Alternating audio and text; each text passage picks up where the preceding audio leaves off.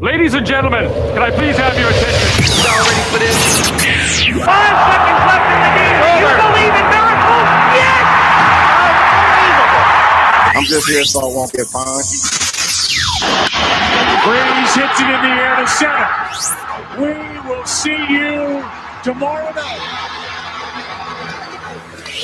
It's crunch time.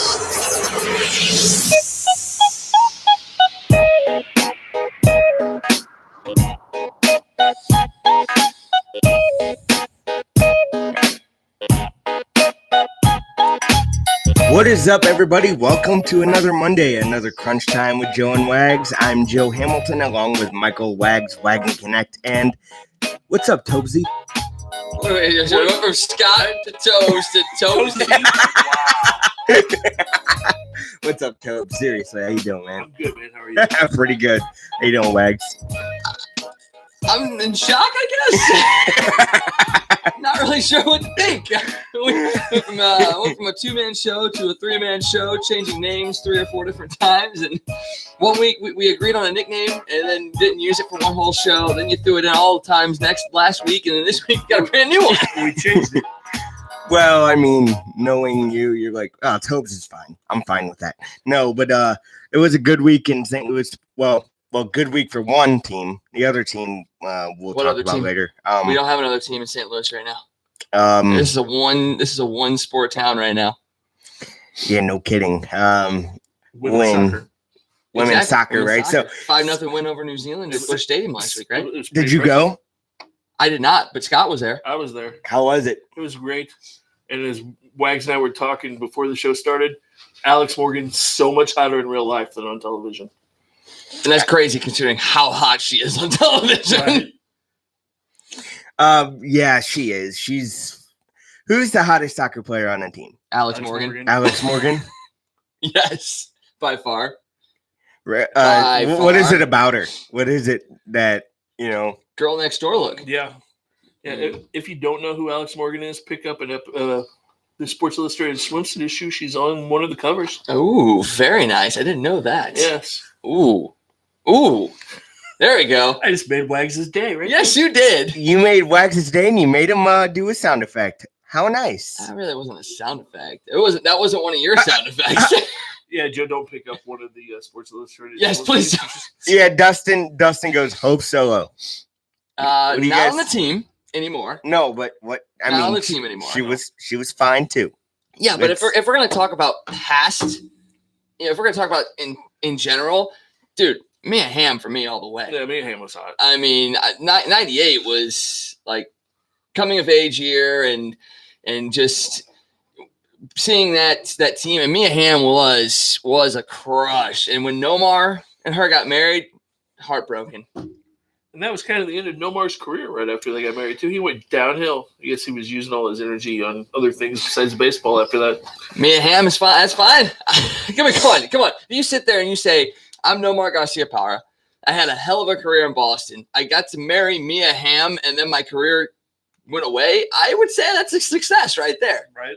I mean, I would take it. Yeah, it's not a bad life. Mm-hmm. Heck, I'd be like, dude, got to host my own podcast and then marry Alex Morgan and everything goes downhill after that. Yes, that would be perfect. Oh, yeah. She hurts people, too. Hope Solo does, not Alex Morgan. We got to clarify there. Yeah, we do, Dustin. Let's be honest. We got to clarify. But, St. Louis also had a couple women on that team as well. They did. So, I mean, Becky Sauerbrunn, and who else besides Becky? Gosh, I can't remember off the top of my head, but I know there was at least 2 on that team. Yeah, I can't think of what I feel terrible about it because it's a very positive thing. And I should know this. My mind is literally on one sport right now, so I'm kind of everything else is kind of filtered out. But yeah, St. Louis is very well represented. The stadium was pretty well full. Yeah, biggest crowd that the U.S. women's team has had an individual soccer game. So, I mean, if that doesn't scream MLS team, then nothing really does, I think. So, definitely going to be excited for that. And I heard through the grapevine Don Garber was here watching that game, so that couldn't have hurt anything. No, not at all. Not at all. How is STLFC doing, speaking of which, before we, From the last I saw, they were right up there near the top of the table. For the longest time, they were in first, but they dropped to second after Not really even after losing, just not having played as many games as other teams. So they're right up there near the top of the table. They're actually playing pretty well. Yeah, they started out like 6-0 or Yeah, something. yeah. I don't even. I think maybe they've only lost one game this year too. I think maybe you're right. So pretty nice showing for soccer in the city of St. Louis, and it's really crazy considering everything that's happened here with the Blues. That the first thing we talked about, yes, we started on hot soccer players, but we actually talked soccer before hockey. Yes, we did. That's incredible. It is very incredible. I'm actually shocked we did that. Now, hot women will do that for you. Right. That's very, very true. So you have the Blues 1 win away from going to a Stanley Cup. Just kind of take that in for a second. I don't know if I can. 1 win away. Isn't that what she said? And on top of that, San Jose. I mean, I'm not saying take the gas off by any means, but San Jose's hurt. You can't take the gas off. Joe Pavelski probably done for the series. Carlson done for the series. I mean,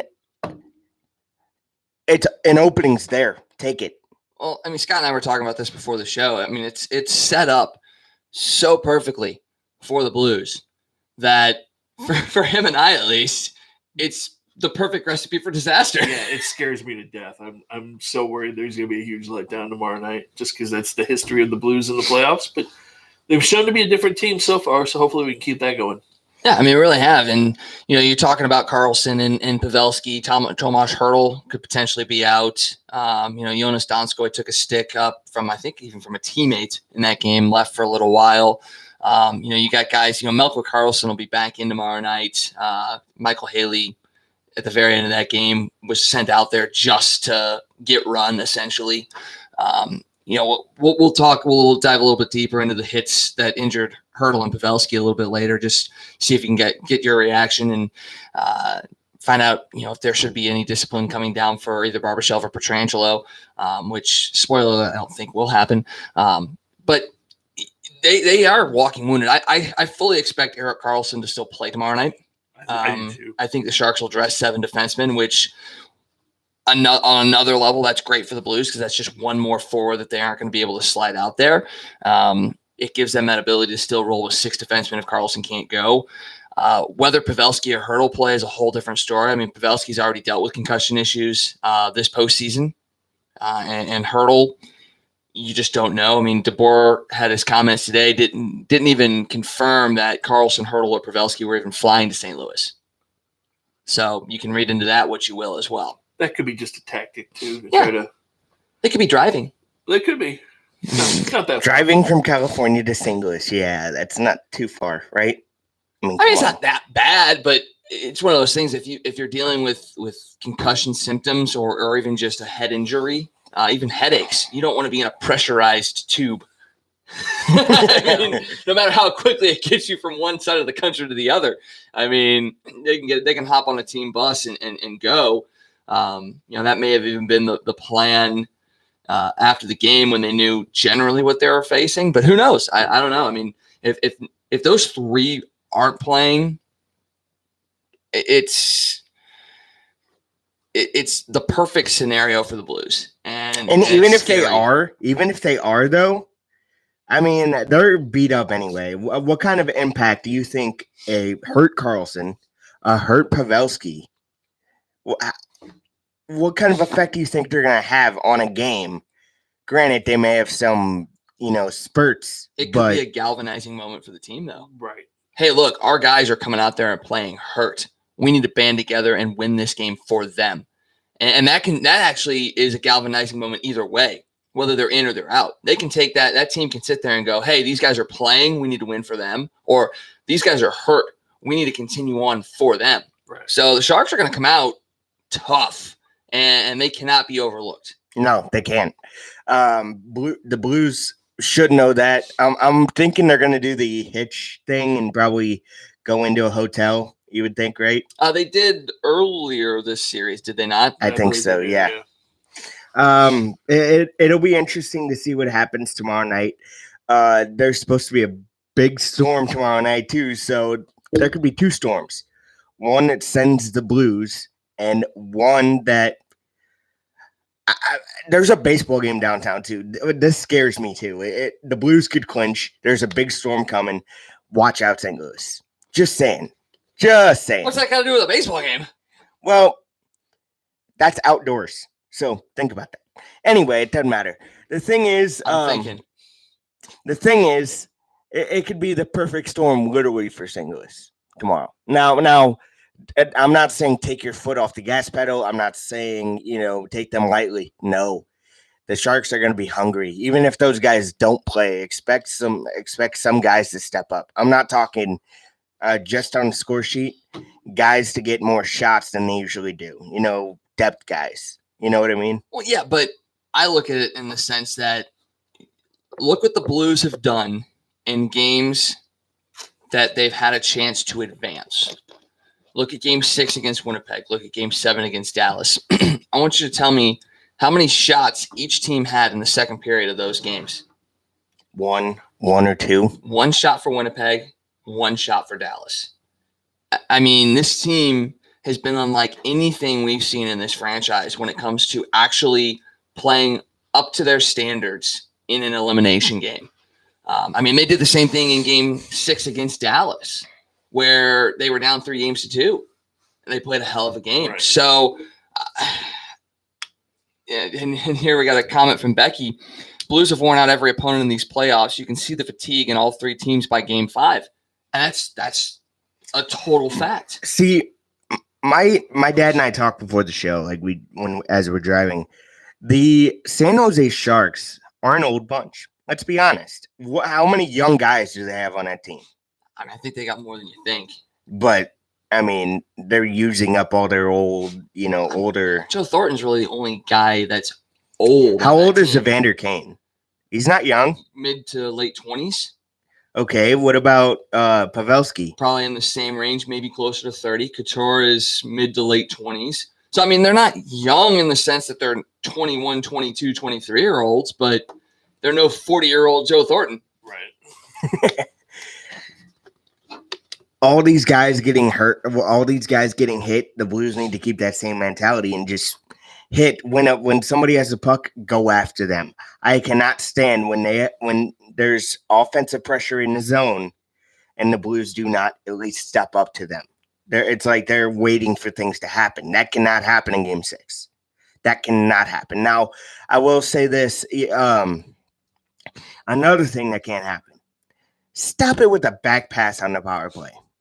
That gets on my nerves nonstop. Now, every other team does it. It's dumb. I'm not saying it's not dumb. I'm just saying every other team does it. They're not going to just be like, oh, well, we're going to stop.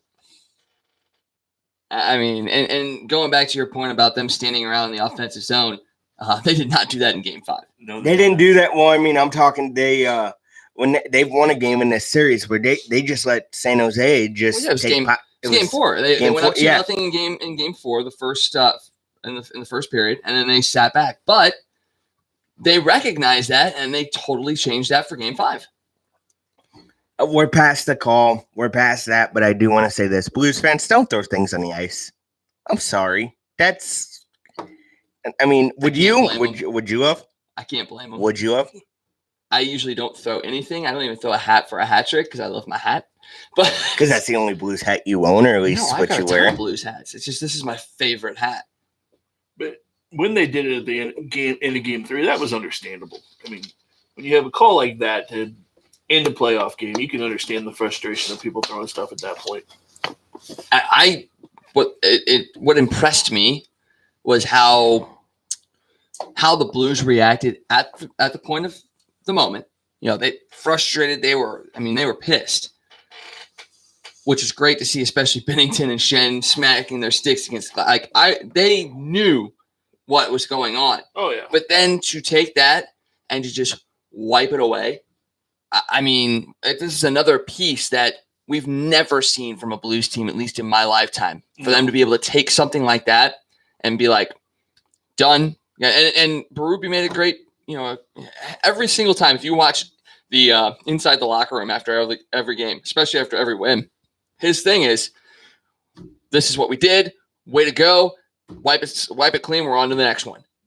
That's the best thing. That's the thing that Berube has brought to this team. So Well, and you and I talked about it before the show. All the other Blues teams, so many in the history of the Blues in the playoffs, if that happens to them in Game 3, series is over. They just fold and they're done, and playoffs will be over right now. This is a totally different team with a totally different mindset, and you have to be impressed with them. Yeah, 2016. That's not, you didn't have anything this egregious in 2016, but when the Sharks exerted their will on the Blues, they folded. And you could have seen them folding after Game 1. And they did not. They came back. They won Game 2. They controlled Game 3 for the most part. Going down 3-1 and then coming back and storming back with a 4-goal second period. And I'm just like, that's just something you've never seen. And then to thoroughly dominate as much as they did yesterday, as much as that was on the Sharks and their miscues, the fact that the Blues capitalized on those miscues is something we've never seen. Now, either. I know the series isn't over, but I'm going to say this. The Sharks looked defeated yesterday. The way they played, the fact that they had 14 penalty minutes over the last 2 periods. No, Evander Kane had 14 penalty minutes over the last 5 minutes. Yeah, so they look defeated. And it shows, by the way. Did you see now, we'll get into this in a second, too. We might as well. The hit that a lot of Sharks fans are wanting the NHL Well, to there was punish. 2 hits. 2 hits, yes. 2 hits in that game. That Sharks fans are wanting the NHL to punish the Blues for. Now, the Blues could have said the same thing after the first 3 games of this series, the way the Sharks were, and I'll be honest, cheap-shotting the Blues at times, and for penalties not to be called. Then you're gonna bitch about 2 calls that they weren't even hit that hard. They weren't even hard hits, and you're gonna bitch about 2 calls. Well, it's not always about how hard you get hit. It's about how you get hit. Right. Just watching the games previously in this series, I don't think the Sharks have really gone out of their way to be dirty in this series. Well, no, I saw Game 3 firsthand. There was a clear tripping call they did not call. That wouldn't be. I wouldn't consider that dirty. That's something. I say anything behind a ref's back is dirty. Like anything a ref cannot see. Half the game is going to be dirty. Yeah. So that's the thing, though. I don't think. The Sharks have actually, coming into this series, the Sharks were one of the most penalized teams in the postseason. But their discipline in this series has actually been very good. And like I said, I don't think I've really seen a whole lot of dirty play from them until Game 5 near the end, when they kind of let their composure drop.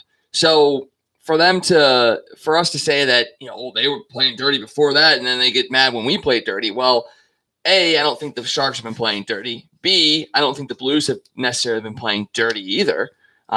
Yes, we'll talk about those hits. So the first one was Barbashev on Hurdle that eventually led to him leaving the game. And the other one was Pietrangelo on Pavelski that forced him to leave the game as well. The first one, we can talk about the first one, Barbashev on Hurdle in the first.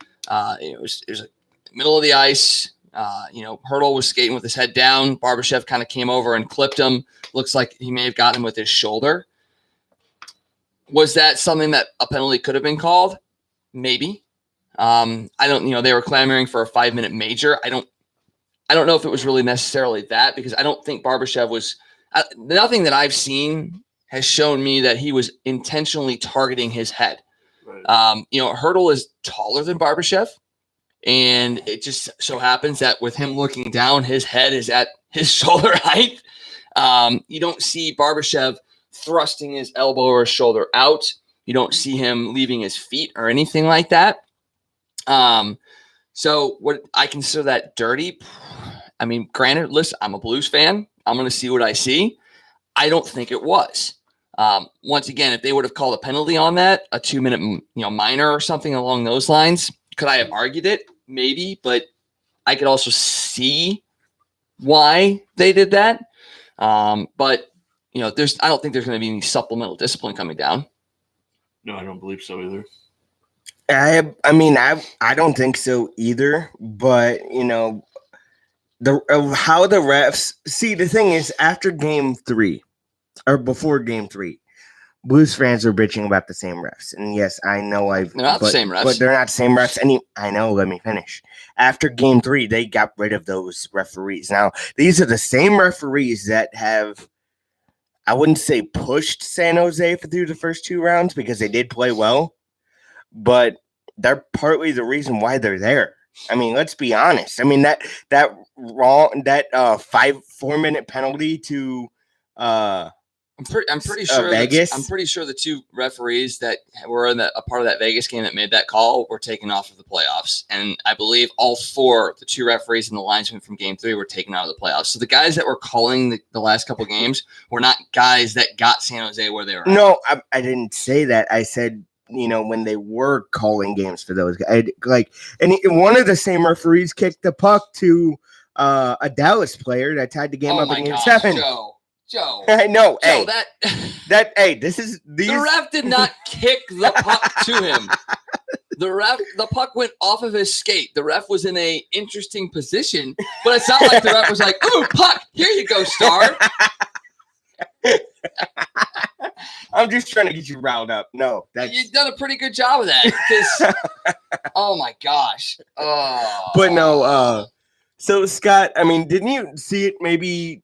The 2 calls, the one Scott, right? Scott, did you see? He forgot who he was talking to. Hey, Scott. Hey, Scott. No, seriously, did you notice anything suspicious after the 5-minute major that was called in round 1, Sharks and Knights, and then I'm just asking you. I'm not saying I'm not agreeing or disagreeing either way. I'm just and then the offside call in round 2. Now. Those were the same refs. Now, I'm not saying... Are you sure that they're the same refs, though? That's the thing. They are. The exact same referees. Yeah, I think so. You can't think so. You got to know so. I know so. All right. It's hard to say. I mean, if you want to be a conspiracy theorist, I mean, yeah, there's stuff there that can make you question it. I don't think the refs went out of their way to help San Jose get to the next round or to advance. I mean, things happen here and there that are going to happen in games that can look that way, and lots of fans, lots of people want to speculate, but I don't really think there's anything going on there. And let me just back up a little bit. Vegas had a lead. They could have killed the 5-minute major, and yes, it was a momentum changer. But you could still kill a penalty and not give up 4 power play goals on a 5-minute major. So you're saying none of the refs scored during that? No, I don't think so. Pretty sure not one single ref put the puck behind the Marc-Andre Fleury. I mean, I'm pretty sure. So Vegas ended up tying the game and sending it to overtime. So it's not like, I mean, yes, you can sit it and spin it, and yes, San Jose got lucky; they got the 5-minute major, but Vegas still collapsed. They still could have killed that 5-minute major off. Okay? The Sharks, yes, have gotten lucky, but they've also played very, very well.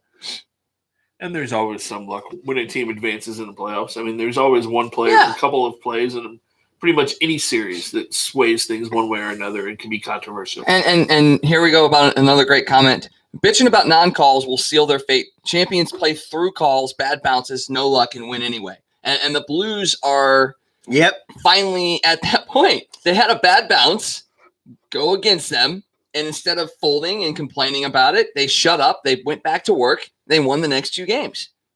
So yeah, I mean, we didn't get to talk since then, and I was at that game, and I'll tell you what, I never heard so much booing in my life. So I mean, let me just ask you this though.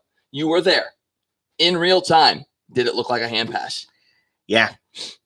And then watching the replay back. No, it did. But in real time, like, was it one of those that, you're like, oh, hand pass? Or was it like, was that what I think it was? Yep. Well, which one? I saw it. It was clear as day. It looked like a hand pass. Where I was sitting, the guy, or what was it, Timo Meyer? Yep.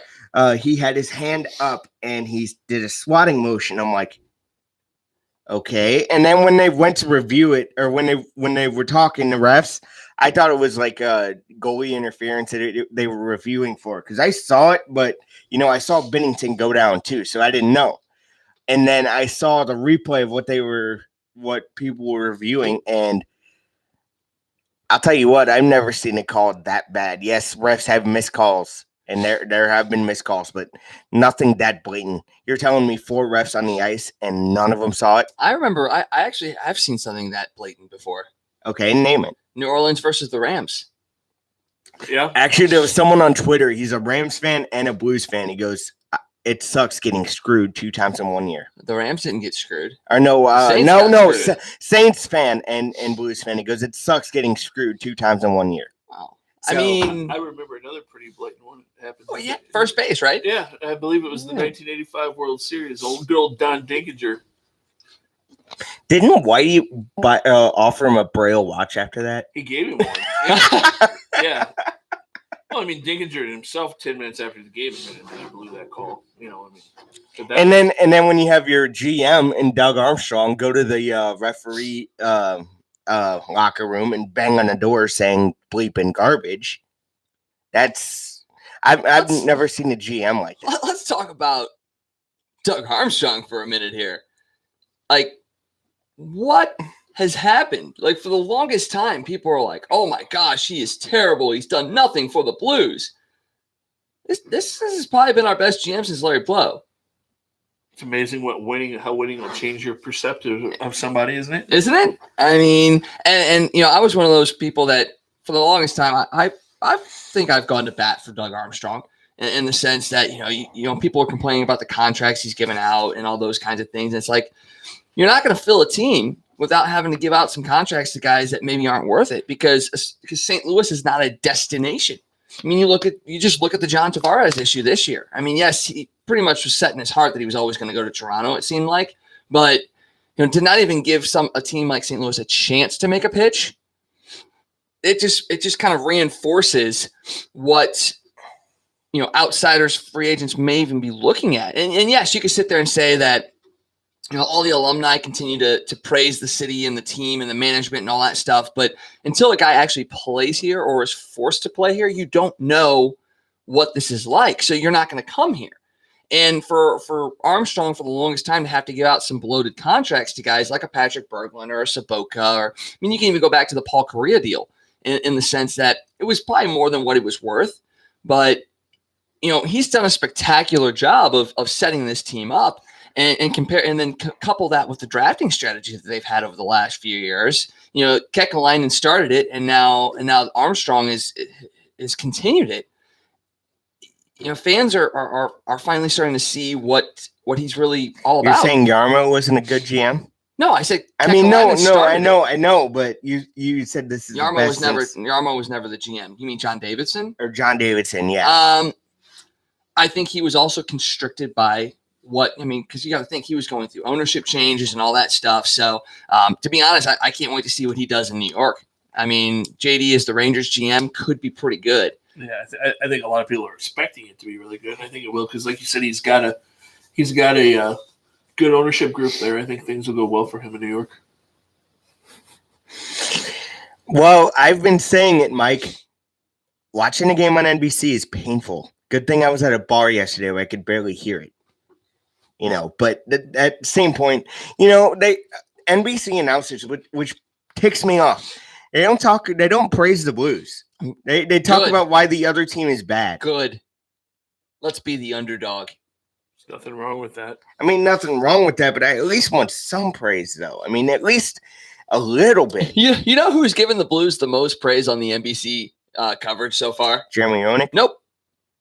Patrick Sharp? Patrick Sharp. I've been impressed with Patrick Sharp. I'll say that much. Yeah.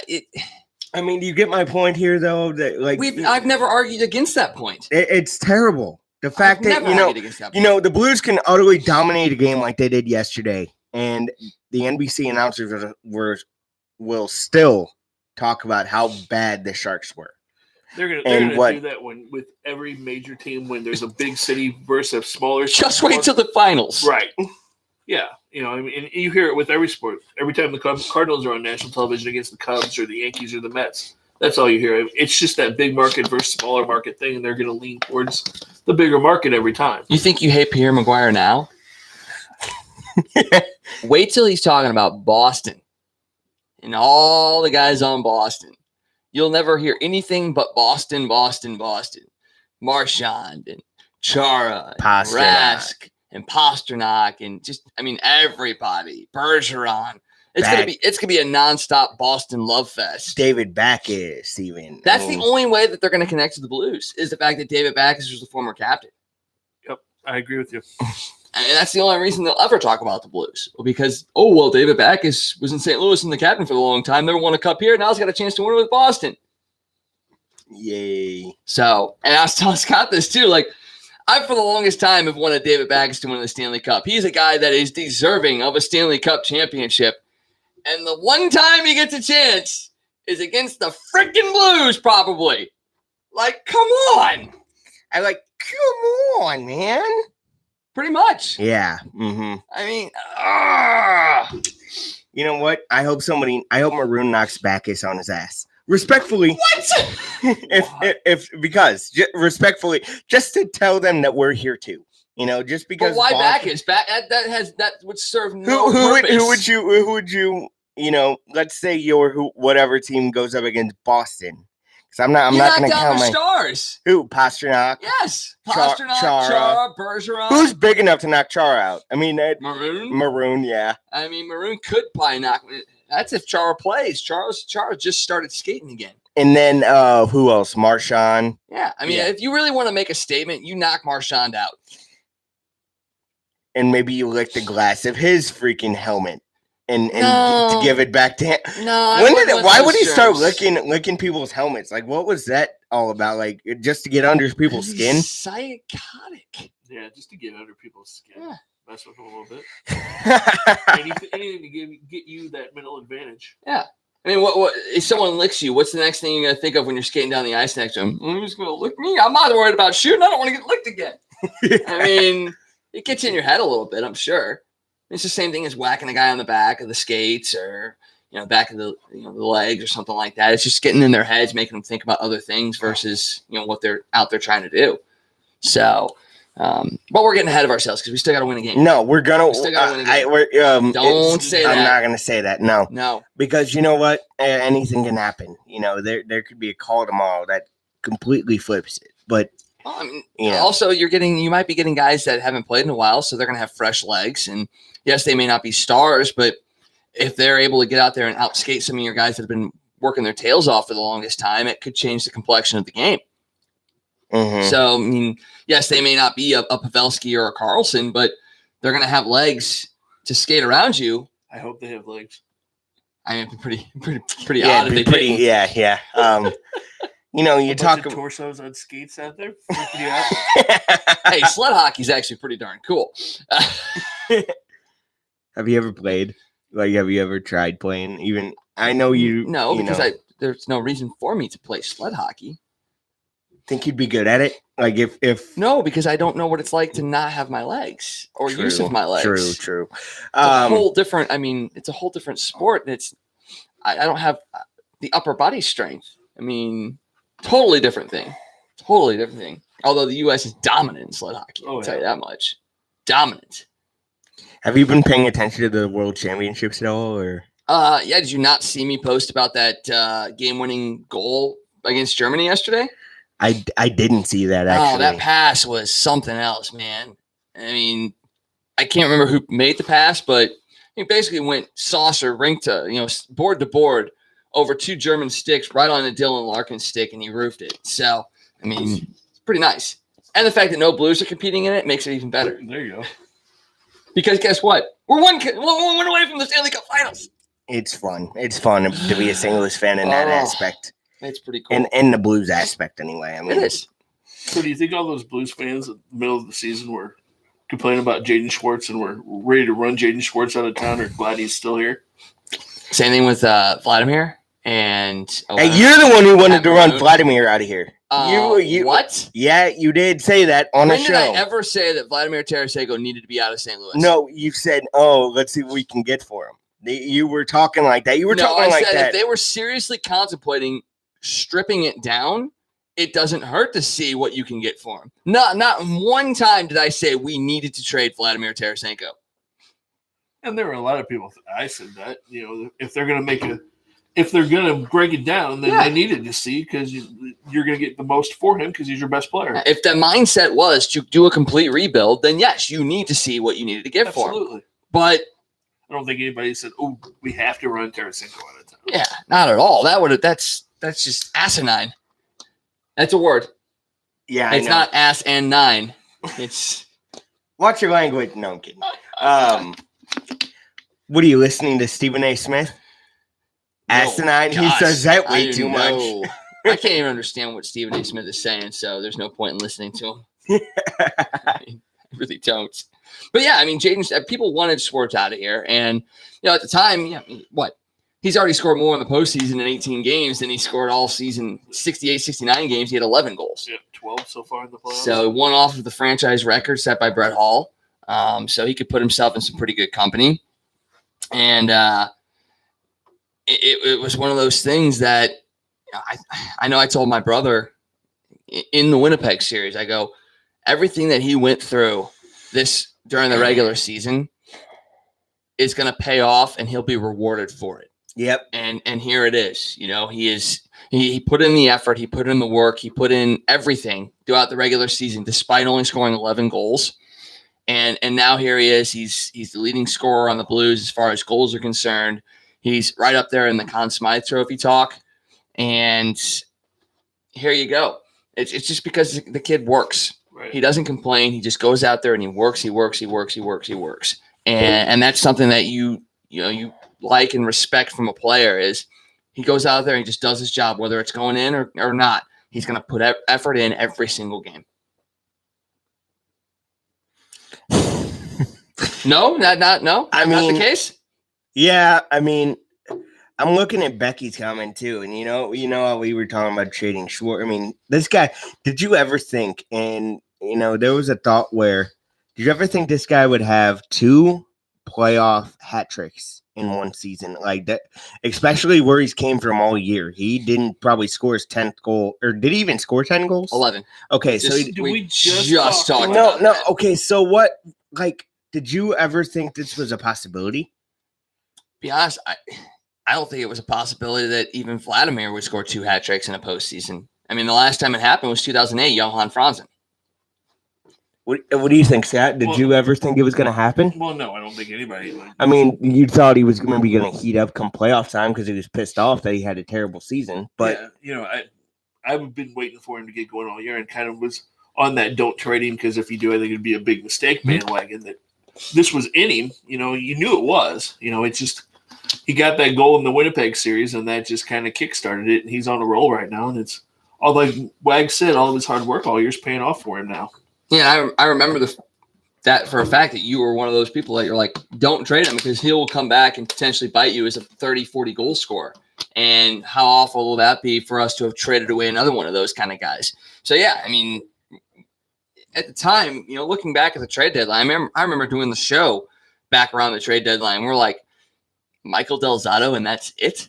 Like, we didn't trade any of the guys that we thought they were going to trade. They didn't try and go after anybody. And yet now we're sitting here going, wow, that was very headsy.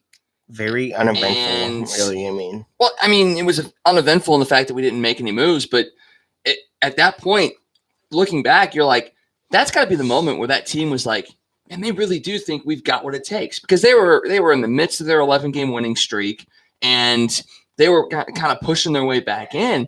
And basically, it was management telling this team, look, we got your back. Right. We think you can do this. And that's what Berube has been talking about since he took over, was like, this is a playoff team. And they backed it up by not making a huge deal at the deadline. They ran with it. The team really started flowing and clicking. And all of a sudden, you're like, here we are. It is really unbelievable when you consider where they were at the end of January and how, nobody thought anybody got along. There was all the rumors and problems in the locker room and everything else. And to see them play like they have is pretty unbelievable. And here we go. You ready for this? I will take back everything I said about Alex Steen.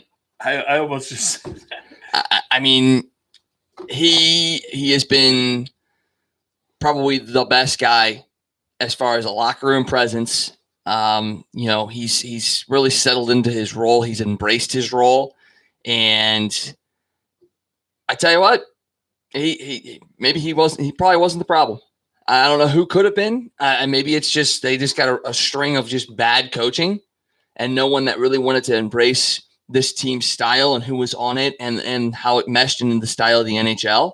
But yeah, I mean, I wouldn't trade a single one of these guys right now. Yeah, it's pretty amazing. You know, the guys that everybody was looking at as being the problem, like you said, Steen, Pietrangelo, even Pat Maroon. You know, guys that people wanted to run out of town in January have stepped up huge in the playoffs. It's been fun to watch. It has, and you're doing this without every single move that he's made in this postseason too, from getting Fabry back in the lineup for a little bit to switching him out for Sammy Blais, for being able to juggle the defensive pairings, dealing with injury and poor play and stuff like that, just being able to mix all that. I mean, it's incredible. Why don't you think Del Zatto's seen the ice in the playoffs at all? There's been no need for him. I know, Yeah. but who? I mean, with Bortuzzo's a game-winning goal scorer, so why would you take him out of the lineup? Let me ask you this: with Dunn out, is he out for the playoffs, or is this? At the very least, he's out for the rest of this round. I know. I mean, I never really even saw official word, but I'm pretty sure his jaw has been shattered. Yeah. There was a tweet out there after Game 4 that said he ripped all the wires out from his jaw, chirping at a Sharks player from the player's box. So, like, one day after getting or a day or two after getting his jaw shattered, instead of like taking it easy and still cheering for the team, he's jawing with Sharks players and rips the wires out of his jaw because he's so into it. At the very least, I think he's out at least through the rest of this round. Maybe he probably won't play in the finals, but tell you what, he's a hockey player. You never know. Right. Never know when you're going to get another chance to get back to the finals. So. Yeah, that's true. But you did say this, and I wish we had it clipped off. But I remember you saying this team could be this good for 5 years. That's exactly what you said. You go, this team could get here or the Cup final every year for the next 5 years if they wanted to. Well, I mean, you didn't say the last part. Not they wanted to, but they will have the potential to get there. I mean, you've got guys locked up, O'Reilly and Tarasenko and Pietrangelo, and you are going to have Dunn and Parayko. Well, and no, Edmondson. Pietrangelo is a free agent after next year. You're going to lock up Pietrangelo, Parayko, Edmondson, Dunn. You're going to have Bennington and Allen for the next couple of years. You've got other guys in this system that, Robert Thomas. And let's talk about this. Robert Thomas was a revelation in the first 2 series and in the first game or 2 against San Jose. They have neutralized him. And that line has still been good, but it wasn't as dynamic. But the fourth line's picked it up. Right. Like, that's the thing. What is it, 3 or 4 games in a row with a goal? 4 games in a row that the fourth line's had a goal. And the Blues have been saying, Tarasenko even said it yesterday. He goes, with the fourth line, I can't even really call it that line, like even when your star player is going like, look, we don't have a top line and down to a fourth line. We've got lines. That's the thing that this team once again hasn't had in the past. When one line is dominated and then gotten shut down in the past, no one else has stepped up. Now all of a sudden you've got other lines that are stepping up when someone else keys in on a line that's been playing very well. That's the most amazing thing to me. So, and then you got, like I said, you got Robert Thomas for years. You've got other guys in this team up and down. Yes, they can be very good for the next couple of years, and they should be for the next couple of years. Yeah, at least for me, 3 or 4, because some of these young guys, you have them for a couple of years, and then you go through the contract process, which I'm amazed at the fact that it's not the way like baseball guys, rookies come up. They have 6-7 years of team control. They kind of do. You've got restricted free agency, you got arbitration. So, I don't know if it's 6 or 7 years, but at the very least 4 to 5 years. Because I think they sign 3-year entry level contracts, and then you move to arbitration, and then you move to restricted. So it's not like they're not able to keep these guys on the same team. It's a matter of if you're smart. You look at what Chicago did with Taves and Kane and Seabrook and Keith and all that stuff. They won that first cup, and then all of a sudden it was 10-year deals, 10-year deals, 10-year deals. And now you're looking at them, and they're trying to rebuild from that, which I think they're actually doing a halfway decent job. Good drafting. Alex DeBrincat has come in, and it looks like he's their next star. it's a matter of balancing what you do contract wise versus what you do drafting versus what you do free agency. It's a tough puzzle to piece together. So we'll see what happens. Can we put this to bed once and for all? Because I want you to talk on this. Just you yourself. I'm giving you the mic. What do you talk about? Playing roller hockey and how you have hockey knowledge and how people always say, oh, just because he plays roller hockey doesn't mean he knows. So go ahead, talk it right now. I'm giving you the floor. I mean, I don't really know what there is to say about it. I mean, roller hockey and ice hockey are vastly different sports. I mean, yes, they're both hockey. There's a lot of things that are similar. But I don't think just because I play roller hockey, that gives me total insight. I watch the game. I use my eyes. I can see things that are happening. So, I mean, I'm not going to sit here and say that my hockey knowledge is based solely on the fact that I play roller hockey. No, I'm not saying that. It's just you playing roller hockey, you'd have a little bit of an advantage knowing because it's not the same as ice hockey. But yeah, I mean, there are definitely aspects of roller hockey that, if you're a hockey player, garbage goals are going to win you games. So you go to the front of the net, you knock in rebounds, you screen the goaltender, boom, you've got a chance at the goal. Puck cycling is important. Board play is important. Back checking is important. I mean, so yeah, there are instances and there are pieces of the roller hockey game that translate to ice. And Mike's like, yeah, I've watched a few field hockey game once. Let me tell you all about ice hockey. There are aspects, but you can also watch soccer and take aspects of soccer. Don't tell a soccer player that. Don't tell a soccer fan that.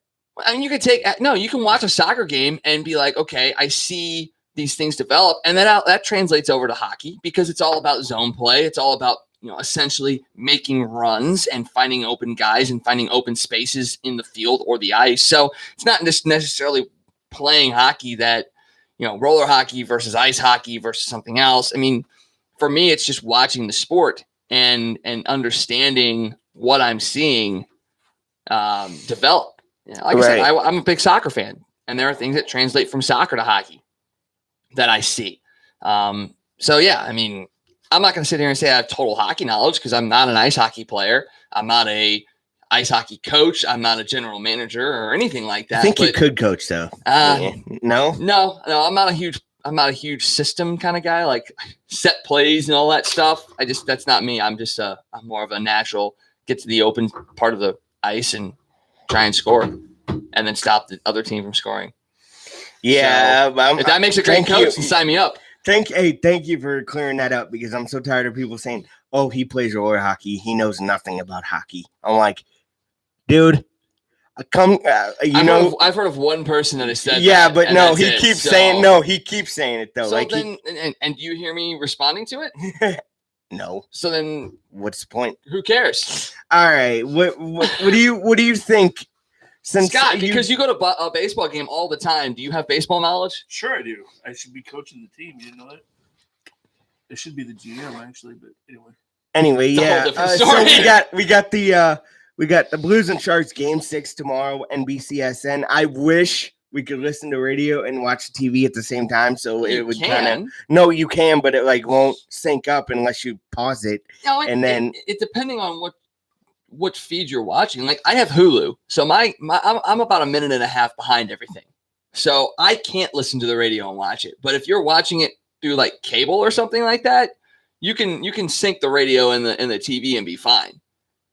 So if you've got Hulu or something like that, then no, you can't. I get updates on my phone before the events actually happen. So my phone was my best friend yesterday.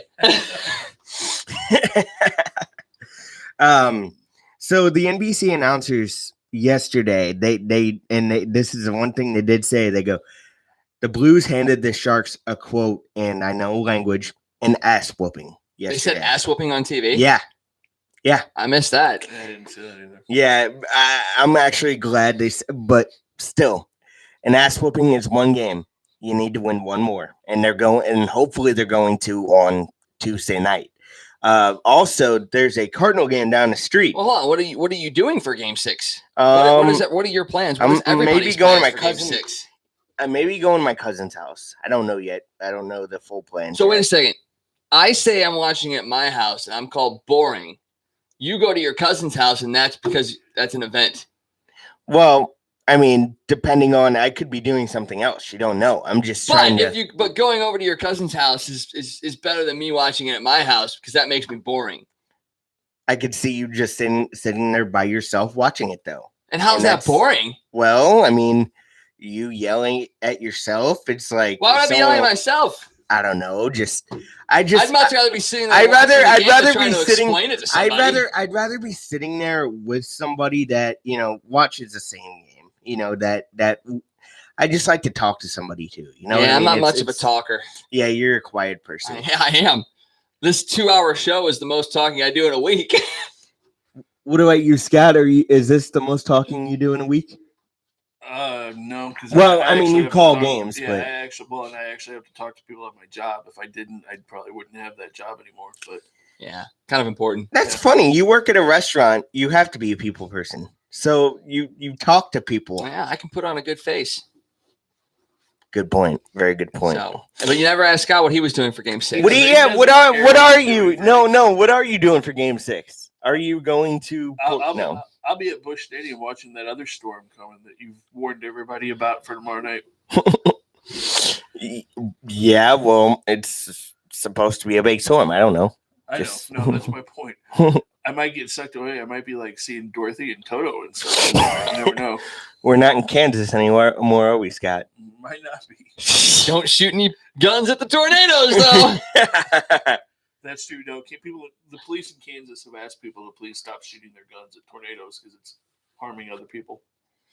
Like, what is a bullet spin around and it doesn't get to the tornado and it hits somebody that's outside. Yeah, but yeah, don't shoot your guns at tornadoes. Apparently. That's nuts that people even do that.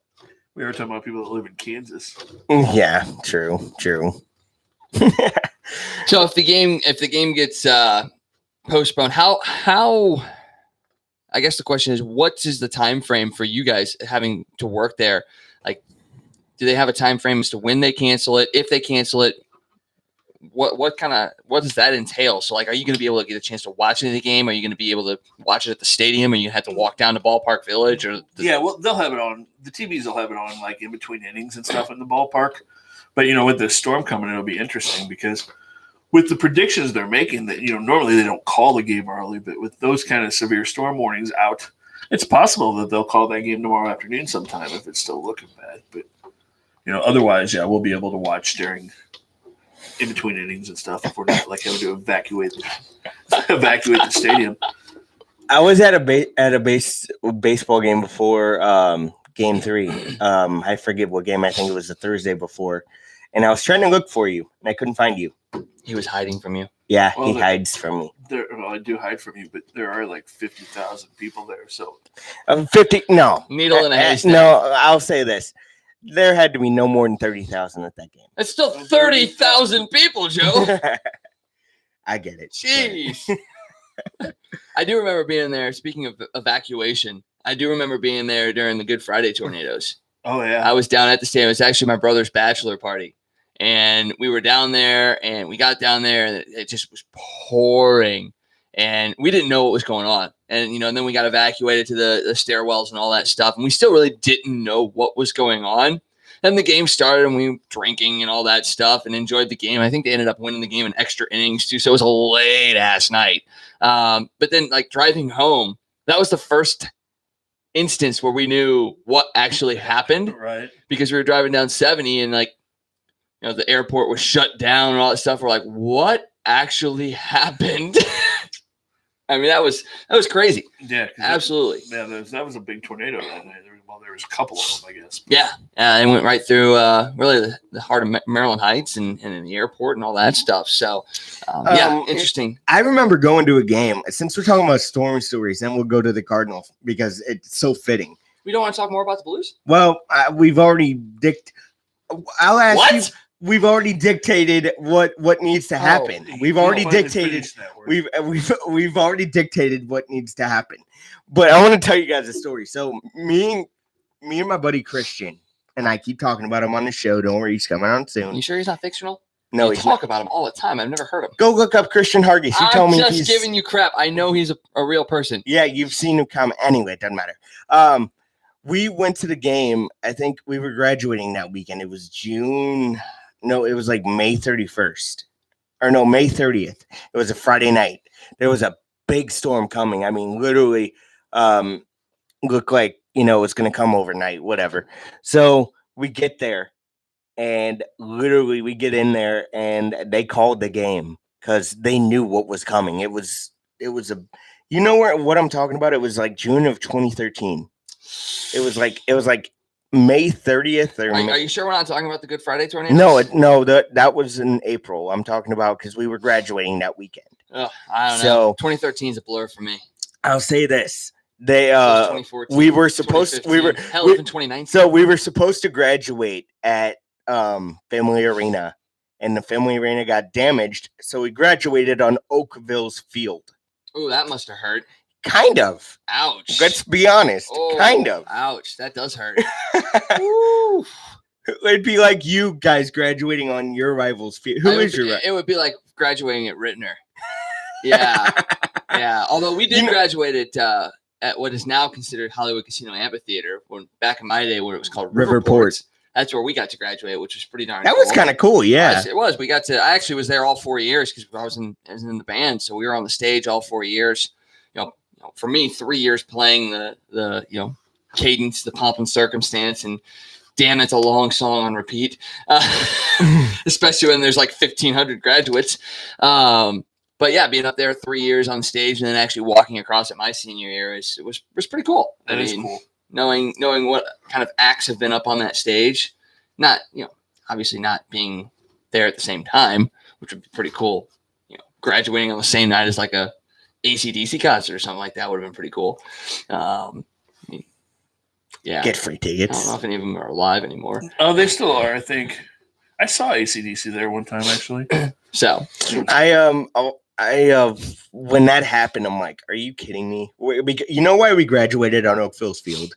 Because Melville turned off the plumbing. Melville turned off the plumbing. Were they doing maintenance on it or something? I guess. Huh. I guess. Interesting. I don't know what happened there, but let's change gears here real quick. I thought we'd already changed gears. No, we did, but I mean sports wise, because we were talking about storms. That's different than sports. Yeah. Well, I mean, but speaking of storms, the Sammy Hagar concert was canceled on Saturday night. Yeah, but played last night. He played and he showed up in a Blues jersey. Yeah, which is kind of cool. Well, I mean, Sammy Hagar is as close to St. Louis as possible. Yeah, he loves St. Louis. Yep, he sure does. This is the city that made him famous. Is it? Yes. I didn't know that. How did it make him famous? Casey. Yeah, he started. This was like the first place that he really made it big, that got so popular, and so him and Casey are kind of tied at the hip. That's not bad. It isn't bad. Not bad at all. You know what else is? What is really bad? The way the St. Louis Cardinals are playing right now. Hey, what a transition from Joe! Good job. Really? I'm being serious. That was good. That's good. The St. Louis Cardinals have been beyond trash. Utter. It's trash has won 5 games in this month, though. They're not that bad. No, they are that bad. What? 3-13 in their last 16 games, something like that. 3-14 in the last 17, but they have scored 17 runs twice this month. So has trash done that this month? Well, okay. When they've lost, they've looked like trash. I mean, it's not like they're losing good. I think most of the games they've lost have been 1-run games. The fact that they can't finish off games, though, is scaring me. I was talking about this rotation like it was going to be great, and now I understand it was young. And I knew I was probably going to get some shit fired back for that. But at the same time, if you were looking at it, it's like, maybe this could be one of the best pitching teams we've seen since 2013. Has the rotation been that bad? It's not been great. Look what Jack Flaherty and Dakota Hudson have done this month, because I think they're 2 of the best pitchers in the National League in the month of May. It's been the offense. How about your quote ace who hasn't been pitching that well, and Miles Michaelis? He was doing better. He had a bad game in Texas the other night. But it's Texas. Yeah, and it was ugly the other night. But he's had 2 or 3 really good starts here recently. So I'm still not that worried about him. And correct me if I'm wrong, but there's another team that's around this area that had a really poor start to a season, and then all of a sudden, Okay, don't compare this to a hockey team. So, don't compare. I mean, no. Why not? Baseball is so different. There's different ebbs and flows you go through during a baseball season. Yes. And Yeah. There's ebbs and flows. In a hockey season, too. But I'm telling you, this team, there are points where are they ever going to pitch well again? Like, you see games where Weren't there points where you thought the Blues weren't going to score again? But again, if you look at their starting pitching this month, for the most part, it hasn't been bad. I mean, that homestand they had 3 games that they lost 2-1. You know, I mean, their starting pitching has been better. It's been the offense. What do you think of their bullpen right now? I like their bullpen. The fact that they got rid of Leon, they sent Leon down to the minors. They got rid of Gregerson. They fixed the 2 problems in their bullpen that they had. You bring Carlos back. You bring Helsley back. That's going to end up being Carlos really should be starting. I hate to, Carlos isn't healthy enough to be starting. No. There's a reason why Carlos isn't starting. Carlos's shoulder right now isn't strong enough to take that workload. And we talked about this last week in the sense that you put him in the bullpen and you don't have to essentially rely on him. Right. Whereas you put him in the rotation you rely on him, and then all of a sudden he gets hurt again. Then all of a sudden you're having to fill a spot that you've already filled. So I'm fine with Martinez in the bullpen. I think it's where he needs to be. Let him go loose, or just let loose for an inning or 2, and that's usually what you're going to get the best out of Carlos Martinez. And it strengthens that bullpen. It deepens it to where your starters don't have to go 7. If your starters can go 6 every night, you should be in good shape. I was listening to another station coming in because, I'm a sports talk nut, besides this show. So the only station that's got sports on right now? 101 ESPN, yep. Is that what you're saying? Okay. Well, can we not name drop? That's why I kind of, anyway, it doesn't matter. You kind of did it anyway. But, they were saying, would you be opposed to the Cardinals using an opener? And I'm like, are you crazy? That is the stupidest idea I've ever heard. Exactly. No, that is so dumb. It works for a little bit. We saw it with Tampa. They won 90 games with an opener half the season. Yeah, they did it for half of a season. But if you're the Cardinals, who are you going to use as that opener? He's going to say Carlos. No. I don't know who you'd use. I really don't. It's a dumb idea. Well, and Schultz already said he hates it. He's never doing that. So he's definitely more of a traditionalist. Yeah. So, really the reason you do that is because you don't have a strong enough starting rotation to get you through. I mean, that's why the Rangers are doing it now. So, do you believe the Cardinals have a well-balanced starting rotation right now to get them through games? Right now. Yeah. I mean, yes, you have Dakota Hudson and Jack Flaherty as your two best pitchers this month. Actually, the best pitchers in baseball this month, like he said. But what are the other guys? Yeah, Michael pitched pretty well. No, yeah, but you can only trust Adam Wainwright. Wait. Asked us currently if this rotation was good. No, let me say this. You can't trust Adam Wainwright more than 2 starts at a time. But you said right now, do you like the makeup of this rotation? But as of right now, yes, I like the makeup of this rotation. But, when you say that, and that's true about Wainwright, you're going to get 2 or maybe 3 good ones and then a bad one, but he's your 5th starter. What other teams have a better 5th starter? I mean, that's what you pretty much expect from the guy that's your number 5. Yeah, and they were – the same person was talking about a team like Washington, who all of a sudden might become sellers really, really quickly. Yeah, I heard that too. And if they're going to go get a pitcher at the trade deadline, I know everybody wants Madison Bumgarner, but Max Scherzer. Yeah, way to step on his toes there. I'm sorry to do that. I'm sorry to do that, but you're fine. Listen, who would you give up for him? Because the Cardinals still have some youth down there that you really don't want to touch. It depends on how much of that money you have to take. Mm-hmm. If you take because a lot of it's deferred, so it might not hurt you that bad. If you could take that whole salary, maybe you don't have to give up as much. I mean, I'm not giving up. Even for Scherzer, I'm not giving up Reyes or, I might give him a Gomber. I'm not. Yeah. What about Ponce? Yeah. Those 2 possibly. Woodford, I wouldn't trade. Carlson?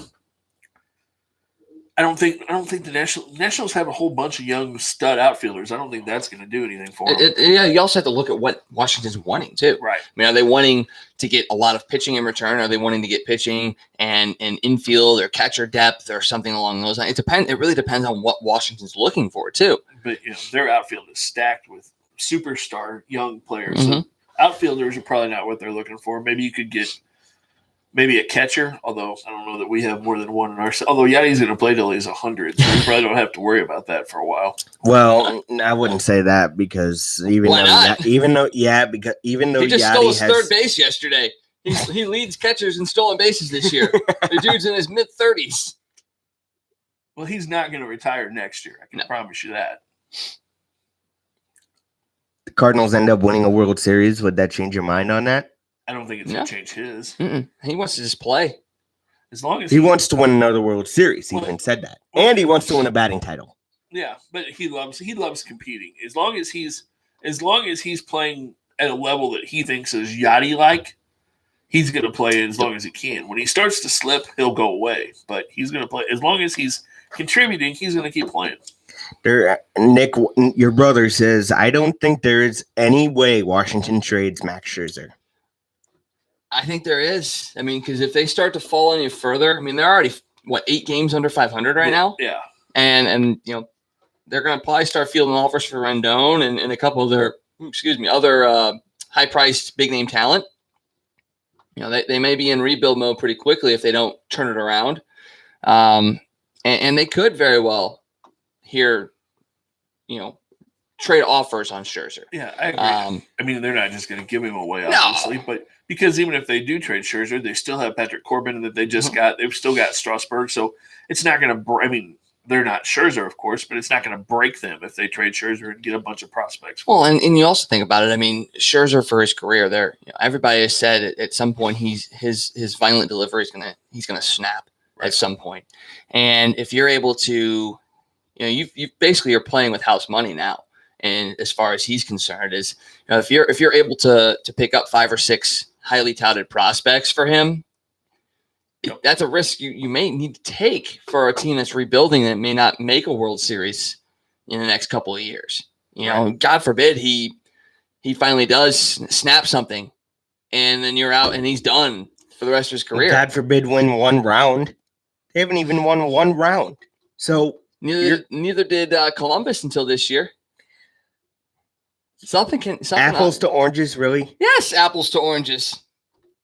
Whatever.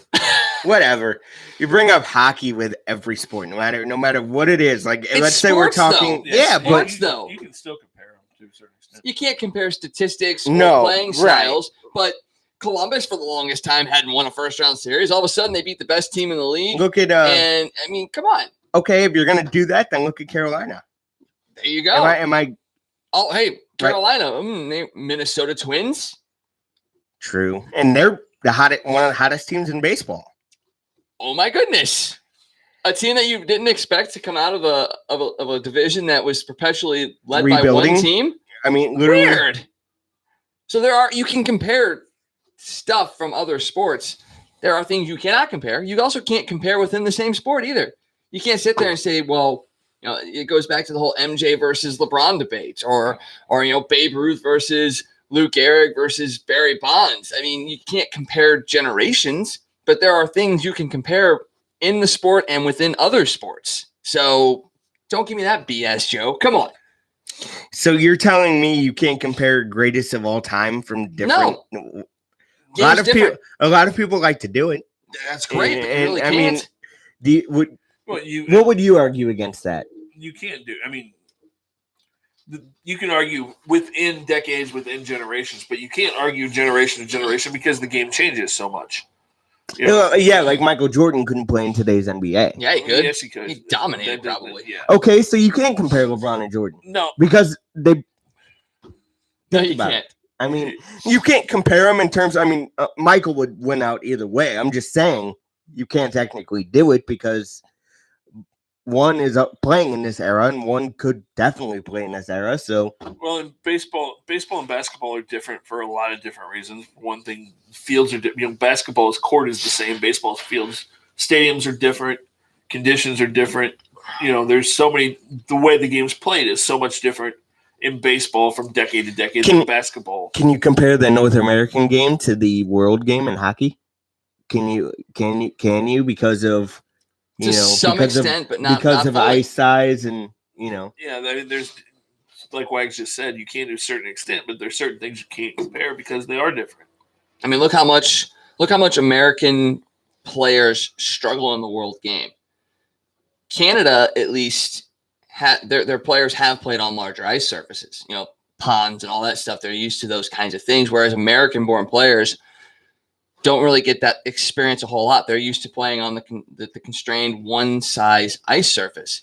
So, if one of those things where the NHL develops a larger ice surface, or they have a national team that strictly plays on a larger ice surface, could be a whole different argument. But you can see it though, because American-born players are constricted to one ice surface. They struggle on the larger ice surface. That's just how it is. So you can compare it to some extent, but you can't compare it wholly. And yeah, I mean, we sit there and we say Michael Jordan could play and dominate in this era, but that's because in his era, it was all clutch and grab, and he was fighting through all that. Now in this league where nobody can touch you, for a guy that could shoot like Michael Jordan, come on. Right. We're not going to compare his stats. We can't sit there and say he'd score 70 points a game, but you could sit there and say, I mean, a lot of the guys that played in the clutch and grab era would probably be successful in this era. Doesn't mean they would put up massive numbers, but you could see that. I think that's the only kind of comparison you could make. I mean, yes, Babe Ruth could probably play in this generation and hit a ball way far away because he was swinging a bat that was massive, and he was knocking it out of parks that were 450 feet to center field. Right. So, yeah, he could probably hit 72 home runs in this era, but would he? Who knows? And you got to look at the fact, too, that, there were years when Babe Ruth played that he hit more home runs than the whole rest of the league did that season. I mean, there's just so many home runs weren't common back then. I mean, they were right. Yeah, that's my point. Yeah. You look at, I mean, even go back to the 80s, early 90s, Busch Stadium, where the Cardinals played, the old Busch Stadium, when it was 414 to center field on AstroTurf, and they hit maybe 80 home runs in the season. And Jack Clark would have probably half of them, right? Yeah. So, I mean, I get it. I that's why I don't think. I mean, what are there only two baseball fields now with AstroTurf? You have Toronto. Tampa and Toronto. Tampa, I don't even think is AstroTurf, is it? I don't think so, but I think Arizona is putting in AstroTurf next year because their grass has such a hard time growing out there. Because it's so hot. Yeah, I can see that. But yeah, I mean, AstroTurf is totally on the way out. I mean, what do you think about synthetic grass? What do you mean synthetic? Like not real grass, kind of a not real hybrid grass, but not as kind of a hybrid of grass and AstroTurf. Yeah. Basically. Here's the thing. I don't want to hurt players, and I think. And you think AstroTurf isn't going to hurt players? That's my point. That's why I think there's only two fields now that Tampa used to have AstroTurf. I don't know if they do now still, but it's still find out conversation. Sure. Yeah. So while he's doing that, I want to talk to you about this upcoming series, and you have a team in Kansas City who's in a full rebuild. Right. That you should be beating. Are they always in a full rebuild? I mean, they had that 3-year stretch where they went to the World Series a couple times, but other than that, the last 27 years has been a rebuild. That's a good point, but this Cardinal team, I mean, they haven't been doing much well, and I mean, they haven't been getting a big hit. Like, that's Sunday against Texas. While everybody was watching the Blues game, I saw later Dexter Fowler hit a big home run in the 9th inning. They were up 2-0 in that game, went down 3-2. Then Dexter Fowler hits that bomb. You're supposed to win that game. There's still one out in that inning. Well, and then they scored again in the 10th inning because that home run by Fowler tied it. Tied it at 3. Yeah, tied it at 3. So you were down 3-2 at that point. He tied it. And then they scored in the 10th. Bader doubled, stole third, scored. I mean, it was can we talk about that throw for a second? Like that throw that ended that game? Harrison Bader was not that deep. I mean, he was literally maybe 20, maybe 30 feet outside the infield, and you throw a ball that misses home plate entirely, goes to the first base side. How? It happens. It does. I know. He but also threw a guy out at home the night before that. He also made 2 diving catches in center field. And I guess he can have that. It's just, it sucks when it happens at that time of the game. it does. You know what I But, mean? that's just part of baseball. But you got to look at what Bader did. Bader made a big case for more playing time. He had 8 hits this weekend. He had 5 runs scored. He had an RBI. He made 2 diving catches, and he threw a guy out at home plate. The guy is showing that he needs to be in that lineup. So just taking a quick look, Rogers Center actually installed real grass for the 2018 season. Oh, wow. And Tampa Bay uses a True Hop synthetic turf. So through 2018, it was just Toronto and Tampa using a AstroTurf field. But at this point, it doesn't look like anybody's actually technically using an AstroTurf field for this season. It'll be interesting to see what Texas does when they go into their new stadium next year, what they use. It'll be interesting. Real grass, I'm pretty sure. Isn't that what the... Probably. I mean... So me and Scott were just talking, and you heard the entire conversation. I did, because I listened. What do you think? Do you think I'm wrong? Do you think I'm nuts saying Bader that throw, even though he had a few good plays the night before? And I'm not saying. What do you think? Do you know how hard it is to throw an accurate strike from center field to home plate when a guy's only 9 even feet when away? it's a shallow? Even when it's... Have you been in the outfield and thrown a guy out from center field? No, have you? No. What about you? Hey, Scott, did you ever play outfield? Maybe I might have done it in Little League. That was a long time ago, but there's big. I mean, it's a big difference. Let me just put it this High way. school, Let me just put it this way. The best and most accurate arm in probably Major League Baseball history, Ichiro Suzuki, has not thrown out every single guy that he's tried to throw out. Right. So it just, like I said to Scott, it just sucks. It sucks the way that they lost that game, yes, but they shouldn't have had the bases loaded.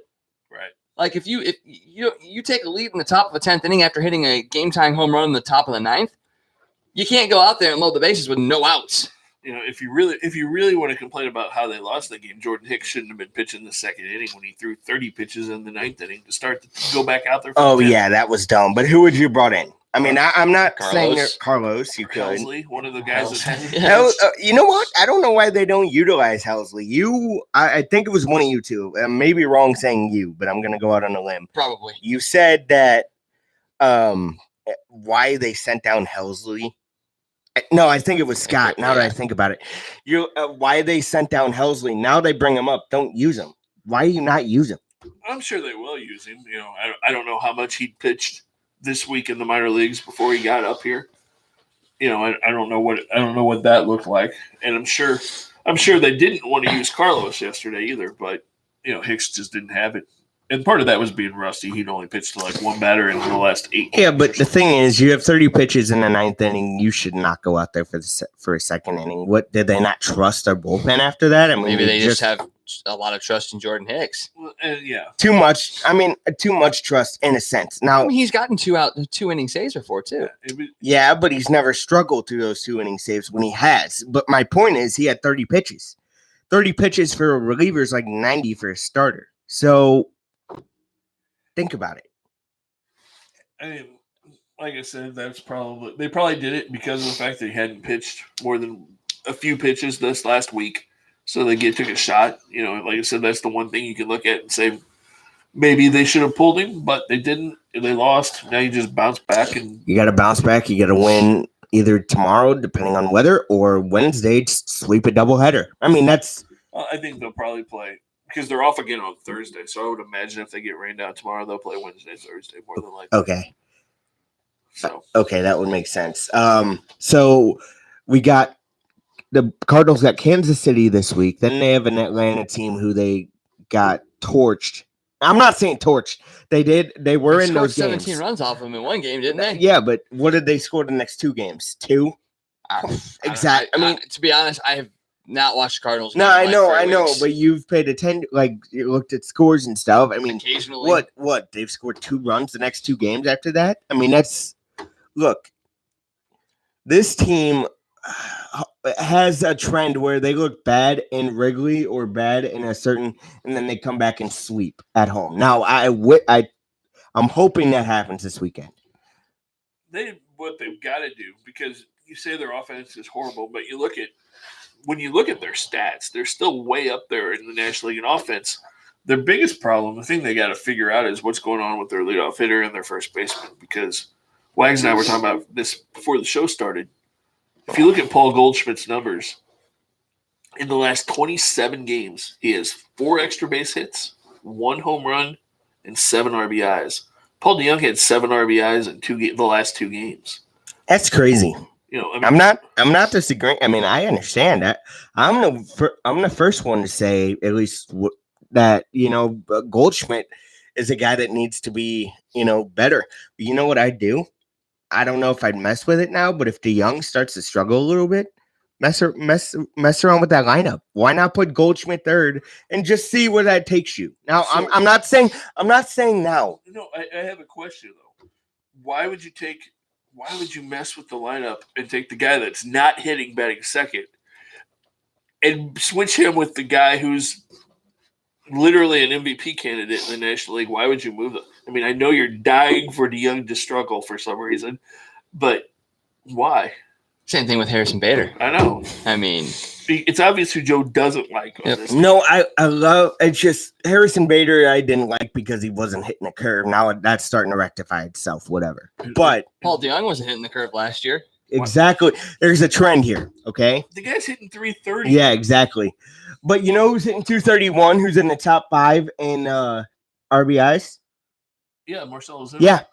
How is that possible? How are you hitting 231? You're top 5 in RBIs. Because you come through in the clutch. Yeah, hitting home runs with guys on base. Yeah, you're driving home runs. You're getting hits when you need to. Okay, you talk about the our first baseman but you don't talk about Ozuna? The guy who, yes, he's hitting in the clutch. Because he's got 13, because he's 5th in the league in home runs and he's 2nd in the league in RBIs. So, no, he might be hitting 220, but when you need him to come through, he is. Goldschmidt is not. Okay. All right. I don't know what you do, but somehow you got to, and maybe not mess with the top of the lineup, but somehow you need to mess with the middle or bottom of the lineup. But that's where we're getting all of our hits. No. Yeah, but I was listening to KMOX the other day, and KMOX, that's a good source, so don't you go there. Okay. I wasn't going to go there. Well, were you listening to friend of the show, Tom Ackerman, just throwing that plug out there? Yeah. Okay. Yeah. Why not mess with the lineup? Just see what you can get out of, not mess with the entire lineup, but maybe move Bader up a spot, maybe move Wong up a spot. I don't know. You because even one Bader in the lineup. Now you want to no, okay, up. What about Wong? What would you do with Wong? Would you keep him in the 8th spot? Or would you keep him in the 7th spot? I don't think I'd move him right now because he's not hitting as well. I agree with you. They need to do something, but who do you move? Because Dexter Fowler's, he did hit a home run yesterday, but his average has fallen like 60 points this month. What is it at now? It's like he's almost hitting the same as Bader. They're both like 260. Wow, yeah, and he went 0 for 3 before he hit that home run too. So yeah. Times. What about, just a crazy thought, what about flip-flopping Molina and Goldschmidt right now? I wouldn't be opposed to that. I wouldn't be opposed to that because Yachty gets on base and we all know he can steal bases. He did it again yesterday. But you got to do something. I mean, when your 1 and 2 hitters aren't hitting, because Carpenter is doing absolutely nothing. What is his average below the Mendoza line still? I think it's like 202. It's right around there. It's hovering. And he struggled ever since he signed that 2-year extension. He never started out well, at least the last 2 years, and then it's never sprinkled into May. It's like mid-May. It's always kind of rectified itself within May 20th, and then you go on, and he had a hell of a streak last year. Although if you, and I agree with you, although if you look at his year last year, it was really uneven because it was like the end of May. He did start finally, like you said, around the 20th. He started hit. He hit really good in June. He hit really good in July. About mid-August, it tailed off. September, he hit like 100. So really, he had 2.5 good months last year. He didn't hit it all. And they're gonna pay him for 2.5 months of, you know what I mean? And teams have paid for less. Right. and I have questions about, that goes back to the questions about Mozeliak and his decision. Look, when was the last time I can't talk. What did you hit me for? Just because that usually stops the. Anyway, it doesn't matter. A lot of people are questioning Joe most of the show. A lot of people need to calm down because a lot of people are like, "Oh, you need to. We should fire Mozeliak." They've been saying this. It wasn't. And Is Joe being the voice of reason here? Telling others to calm down? It sounds like it. Calm down because you know what? Yes, you're in May, and it doesn't look good right now. Is this like the kettle calling the pot black or the pot calling the kettle black here? Is that what? What's the right term for that? Get it right. It's the pot calling the kettle black. Okay. Yeah. But people are wanting Mozeliak's head, and he's not the general manager.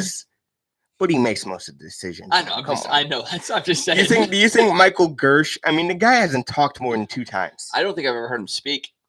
He does every once in a while. There's not a whole lot that comes out of his mouth. I think his hand might be up his back, making his mouth move, but he does look like a puppet of Mozeliak. And everybody wants to, I mean, the thing is, he did go out and do what St. Louis fans wanted. He went out and got a first baseman. He went out and got a guy that, it's not showing right now, but he's sure a force in that lineup. The Cardinals haven't had that since what? Matt Holliday, Albert Pujols. I mean, you had Berkman and Beltran sprinkled in, but yeah, Holliday for the most part. I mean, ever since Holliday's been gone, we haven't. You didn't have that feared bat in the lineup, and bringing in Goldschmidt. That was a guy that should strike fear in opposing pitchers. And, at the beginning of the season it did. And right now it's not as much. But, it's also one of those things that, once again, you go back to the ebbs and flows of a season. This is still early part of the season, still 4 months to go. He's still hitting. He's not hitting for power or for extra bases or for RBIs, for that matter. When you're hitting in a 2-hole, there aren't many RBI opportunities. Exactly. So. No, that's the thing. He's hitting in the 2-hole, and when your leadoff guy's not getting on base, even if you do hit a home run, you're hitting a solo home run. So, which is a rally killer in itself, right? I mean, a lot of people consider it. I know. Come on, you scored a run. How is that a rally killer? The guy hit a solo home run. Rally's over. There was no rally on. There was no rally before it. I mean, you've heard that before, haven't you? I have, and that's stupid. I mean, yes, you want. I mean, station to station, multiple runs scoring. That's what you want. But you still, if you hit a home run, you're still scoring runs. Right. So don't give me that crap that a solo home run's a rally killer. Because if the guy gets a single and the next guy hits a double play, you didn't score any runs. No, that's a rally killer. That's a rally killer. Jeez. Oh, man. The fact that you have the Cardinals not playing well right now, it's early in the season. It can turn around, Shirley. Don't call me Shirley. Are you sure that's not your name, Wags? No, I'm kidding. Have you not seen Airplane? No. Oh. You knew he was going to say no to that. I did. I saw the best movie there is to see when it comes to you two, and that's Wayne's World. I never said it was the best movie, but it's one you need to see. Yeah. But that doesn't mean you don't see anything else. Yeah. When you saw Wayne's World. I've seen Wayne's World. That's it. No. I'm done for my life. One of my favorite movies is Dazed and Confused. Anyway, getting off topic. I've never seen that one. Dazed and Confused is a great movie. So. Great soundtrack. But anyway, hopefully the Cardinals can sweep at least one of these series. Take 2 of 3 Can you really call a 2-game series a sweep, though?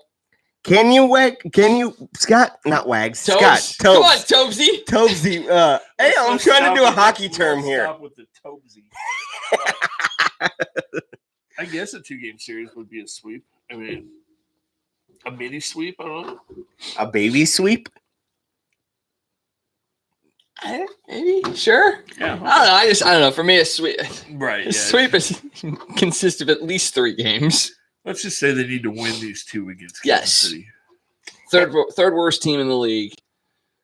You need to win these 2 games. And the sad thing is it seems like whenever they play the Royals when they're down, they end up losing at least one of these games in spectacular fashion.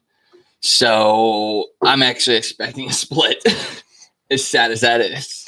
And you got to take 2 or 3 from Atlanta. Give them some of their own medicine after, that was a tough series. That was once again, they scored 17 runs in one of the games. Then they got shut out, and then they scored 1 run in the other game, which I think wasn't that a 1-run game. Yeah. So I mean, how can you say give them their own medicine? The Cardinals scored 17 in one game. Yes, they got shut out, but then the other one, it was a 1-run game. So it's not like they did something spectacular to us that you had to be like, oh, we got to give it back to them. No, you blew them out one game, they blew you out in the other, and then you had a 1-run game. That's what's amazing is as bad as their offense has been this month, their run differential is still like plus 23. I mean, 2 17-run games will do that. Another thing is the fact that no one's running away with a Central now. No one's running away with any division. No, I think there's one division. Dodgers. The Dodgers are it. Every other division is like super tight, and that's good. Gives every team a chance right now. Exactly. I think the National League Central is going to come down to who makes the biggest move at the All-Star or at the trade deadline. Rather. Yep. We'll probably decide that division. I can agree 100% with that. What do you think, Joe? I think it's going to come down to that, but I think it's going to also come down to who gets hot at the right time. Like, the Cardinals are never really a first half team. At least the trends we've seen in the last 4 or 5 years. They're always that second half, make a push. Don't get there, but make a push. So if you know that, why are we panicking so bad right now? Because nothing's going well at all. I mean, you have some good pitching, but then the bullpen screws it up. When you have good, don't have good pitching, the bullpen makes it worse. And on top of that, you can't hit. But if you score runs, the bullpen will make it worse too. Yeah, they're just in a stretch. Nobody wanted it to last this long, but they're just in one of those stretches where things aren't going right. They're too good of a team. They have too good of a roster for them not to get out of this and get hot. And when they do, they'll probably go on a run like we saw in April where they win 20 out of 24 or whatever that was. So, ever since this team was 20-10, they have been 3-12. Yeah, they're 3-14, I think. 3-14 in their last 17 games, which puts them right about 500, right? Yep. Yeah. So, I mean, you guys have to look. I mean, let's look at their upcoming schedule too. I mean, that's the other thing that you kind of have to look at as well. I mean, what do they have coming up that can give you some solace? I mean, they've got the Royals, they've got the Braves, and they're in Philadelphia, which is a tough series. And then they host the Cubs. After they host the Cubs, they host Cincinnati. Then they're at Chicago, at Miami, at New York, home to Miami, home to the Angels, and then home to the A's, followed by a series in San Diego to round out June. So, I mean, it's one of those things that the 2 series against the Cubs, those are huge. And then you got winnable games. I mean, you got winnable games against the Reds, the Marlins, the Mets, the Marlins again, the Angels. The A's will probably be the next tough, outside of the Cubs, the A's and Padres are probably the next toughest series in a sense. I mean, Philadelphia's going to be tough as well. Right. But in Mets June, are going to be tough too because we never play the Mets well. So I think we'll be fine against New York. Yeah, they played Mets well when they played them early this season. And, but I'll say this, the Mets make a managerial change before we play them. That could change the entire thing right there. Possible. Change managers, bring up Tim Tebow. All of a sudden. Oh, yeah. Tebow will make the difference. It would be hilarious if he did. Like, if he came up, like, if they made a managerial change and they're just like, you know what? We need to draw crowds. We're going to bring up Tebow and watch. He hits like 14 home runs in his first 7 at-bats or something. Okay, no. But no, that would be some sort of Jesus miracle. 14 home runs in 7 at-bats. So wait, it's like the Mets version of Jeremy Hazelmaker where he comes up and... I'm just saying, just watch it happen. Yeah. I mean, is that a good comparison? The Mets version of Jeremy I Hazelbaker, a think guy. Hazelbaker was probably more talented baseball Yes. player than Tebow. But Yes, Tebow did hit his first AAA home run the other day. he did. Yes, and he's batting 195 or something like that. Bring him up. Bring him up. Yeah. Go for it. You got to put butts in the seats, apparently. The Cardinals have an attendance problem too. Speaking of putting butts in the seats, What? they're not He putting. works there. Okay, I'll talk to you about this. Look at the upper decks. The upper decks are look. I know, Oh, okay. and the bleachers. Come on, talk about this. Okay, let's talk about this. We're talking about April and May when kids are still in school during the week. On weekends, we're drawing 46,000 on average Friday, Saturday, Sunday. Had their biggest crowd on Mother's Day. Yeah. Their attendance isn't hurting. During the week, I think the smallest crowd we've had was on a Tuesday night, and it was 36,000. Paid though, because I didn't think they were No, 36. they count what walks through the turnstiles. They do. Okay. Yeah, no, they were 36,000. That's our smallest crowd. Attendance is fine. And again, we're talking about during school. When kids get out of school in May, then weekday crowds go up. So there's no. I mean, if they play bad, then if this streak of not playing well keeps going, then you may have to worry about your attendance, like you did at the end of last year when people stopped coming to the ballpark. But you're never going to have a game where there's only 10,000 people there. No, you're not going to be. It's not going to be Tampa bad. Where Miami even even Tampa is not. They're not drawing, even though they're a first place team. So, I mean, there are different things that go into that. I've been told it's tough to even get to that stadium. But the ballpark's not even in Tampa; it's in St. Pete. So it's. And there shouldn't have been a baseball team in Tampa in the first place when you have all the spring training and there's reasons why the Florida teams don't draw, but that's nobody wants to hear about that. So, well, how about the Miami tried to do it when they went out and got Jose Reyes, went out and got Mark Burley, went out and got Yeah, guys at the end of their career. Yeah, way to go.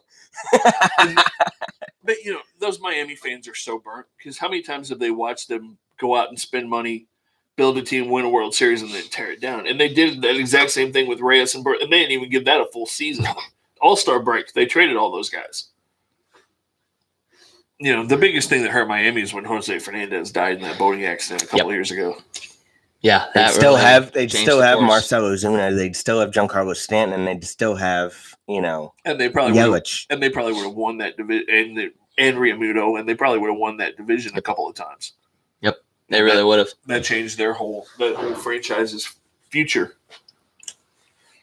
Do you like their new unis? I don't think I've seen their new uniforms. Well, do you like their new unis? Miami still like their new colors. Remember they were all colorful. Now they go back to their old. Are they wearing teal again? Yeah. Thank God. Where'd it go? Oh, are they really? He's looking up the Marlin uniforms. Yeah, I don't know that I've seen a Marlins game yet this year. You and about 20,000 or 2 million Miami. Is that what they're going back to? Yep. I mean, they still have the colors, though. I mean, they've still got the red and the blue. Like, it's just more understated. Yeah. So, I mean, and they took out the home run statue. Oh, that was a beautiful thing. That's sad. That's so sad. Oh man. Well, they don't have anybody on that team to hit it anymore. No. So, I mean, Do you like the black ones? Here.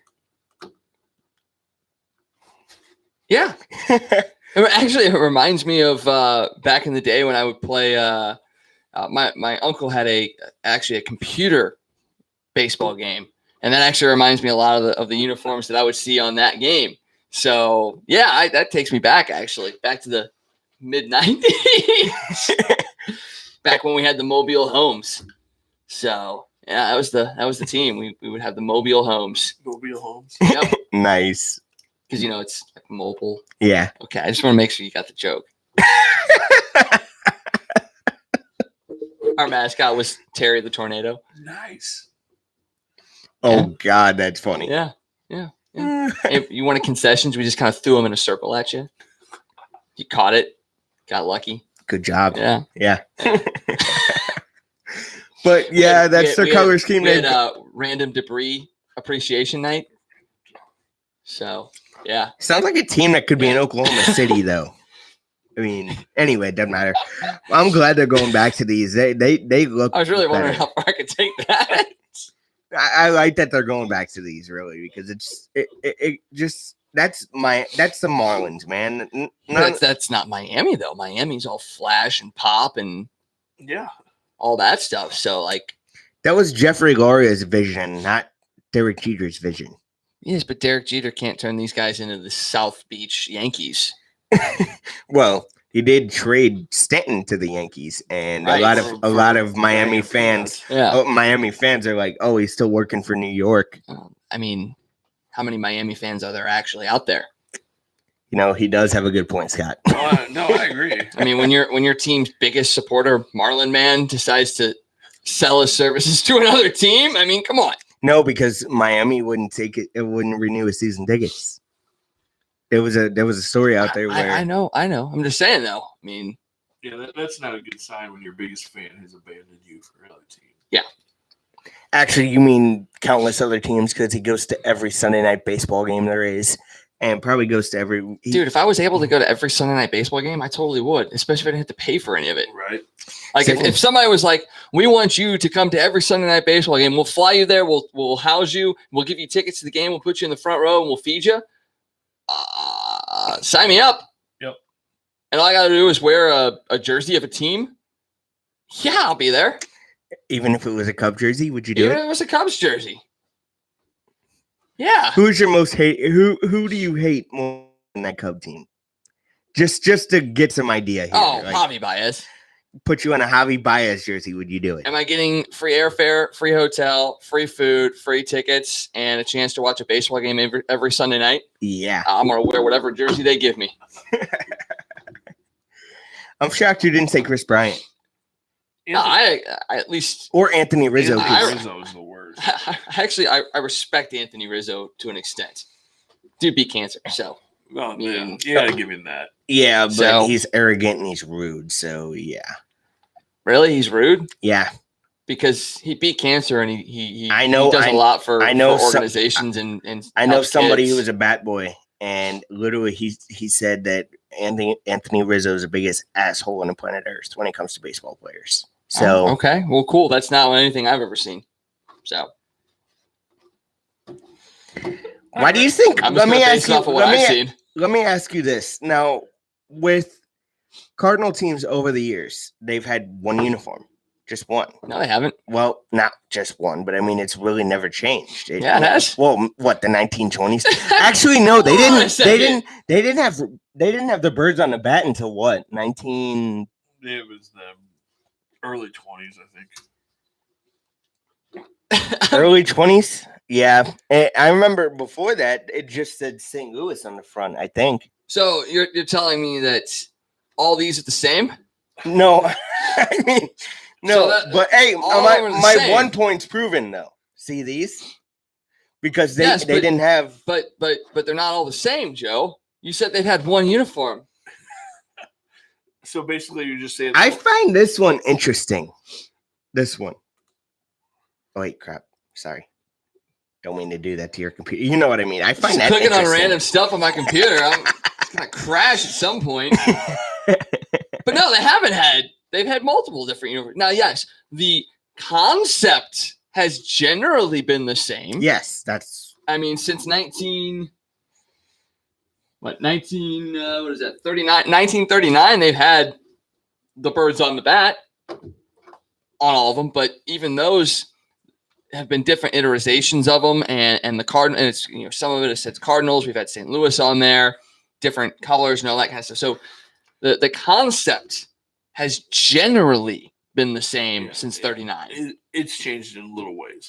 So So what was your original point, Joe? my original point was I see so many different uniforms of so many different teams change, but yet the Cardinals concept has always been the same. You know what I It's mean? iconic. Like yeah, I mean, I'm pretty sure the Cubs concept is pretty much stayed the same for The Red most of their- Sox. The Red Sox have stayed the same. I'm pretty sure the Yankees have. we're talking about not we're changed. talking about iconic teams though. Right. Like we're not talking about the teams that maybe a rock Colorado Maybe that or- need to change things up in order to draw new fans in. So have to do gimmicky things to draw fans in. if you need to do gimmicky things to draw fans in, your whole organization is in disarray. I'm sorry. No, they For did- you to drastically change, go ahead. The reason they drastically change isn't everything to do with drawing fans in. It's about the money and the revenue they make on all the new jerseys that they sell every year. That's what that's about. That's why all of a sudden now everybody wears different jerseys on Mother's Day and Father's Day and 4th of July. It's to Military sell. Appreciation Day. Yeah, And it's to sell. It's to make money. Yeah, why were the Cardinals and why was everybody around baseball wearing camouflage hats? Military appreciation. It was weekend. Okay. That I love those hats look cool. Although it didn't look really good with the powder blue jerseys on Saturday. No, unfortunately, it did not. It looked But terrible. that was the one game that we won over the weekend. It was. Yeah, that was hilarious. That like they would even wear those. What do you think about What do you guys think about like wearing black hats on the road and wearing red hats on the road? What do you think about that? Like, do you think they should just wear blue, like navy blue, on the road, or do you like red? I like the navy blue on the road. A lot of people didn't. That's why they kind of switched it and only wear the navy blue when they're playing other red helmet teams. But I like the navy blue on the road personally. Wags. I'm good with either or. I really don't have a preference. I mean, for me, I think the red and the blue look really, really good together. But the navy blue isn't a bad thing either. I liked when they did the Sunday hats with the navy blue and then the red bill. I like those a lot. Yeah. But I also like, for me, I'm definitely the one. I like the Saturday home jerseys, the cream colored with that, and then wearing the red hat with that, or even the navy blue hat is. So for me, it doesn't matter. I just like the classic Cardinals look, whether it's blue, red, cream colored, whatever. Yeah. Powder blue is still the best though. So you did some work with Prepcast this year. Looking back, because this is your first year doing it, what were your thoughts? Did you have fun doing it? What were your biggest takeaways? What? Huh? Yeah, we're going to because What do we jump? What? Huh? We're jumping. because we've talked Cardinal baseball. We've talked. So for the beautiful transition he made to the Cardinals, Yeah. he just Let completely me. All right. So we go from weird uniforms and some iconic to weird broadcasters. to weird. Hey, you're calling yourself weird. That's not the first time. It won't be the last either. So no, tell me, what were your biggest takeaways? I know you two both have done games this year, high school games. So what was your biggest takeaway, Wags? That I actually could do it. I mean, were you your first time doing it? Were you nervous? Were you what Are we were still your talking about feelings broadcasting? going? Yeah, because I was definitely nervous the first time I did that. like what was going through your mind? Like, don't screw up, don't screw up, don't screw up, don't In screw both instances, yes. up. No. I mean, come on, seriously. I worked with Prepcast last year, so I did. No, I thought No, this year's not the first time. I did basketball games. I did a couple basketball games last year. I did some basketball early. I did the hockey tournament, and then I've done some baseball games.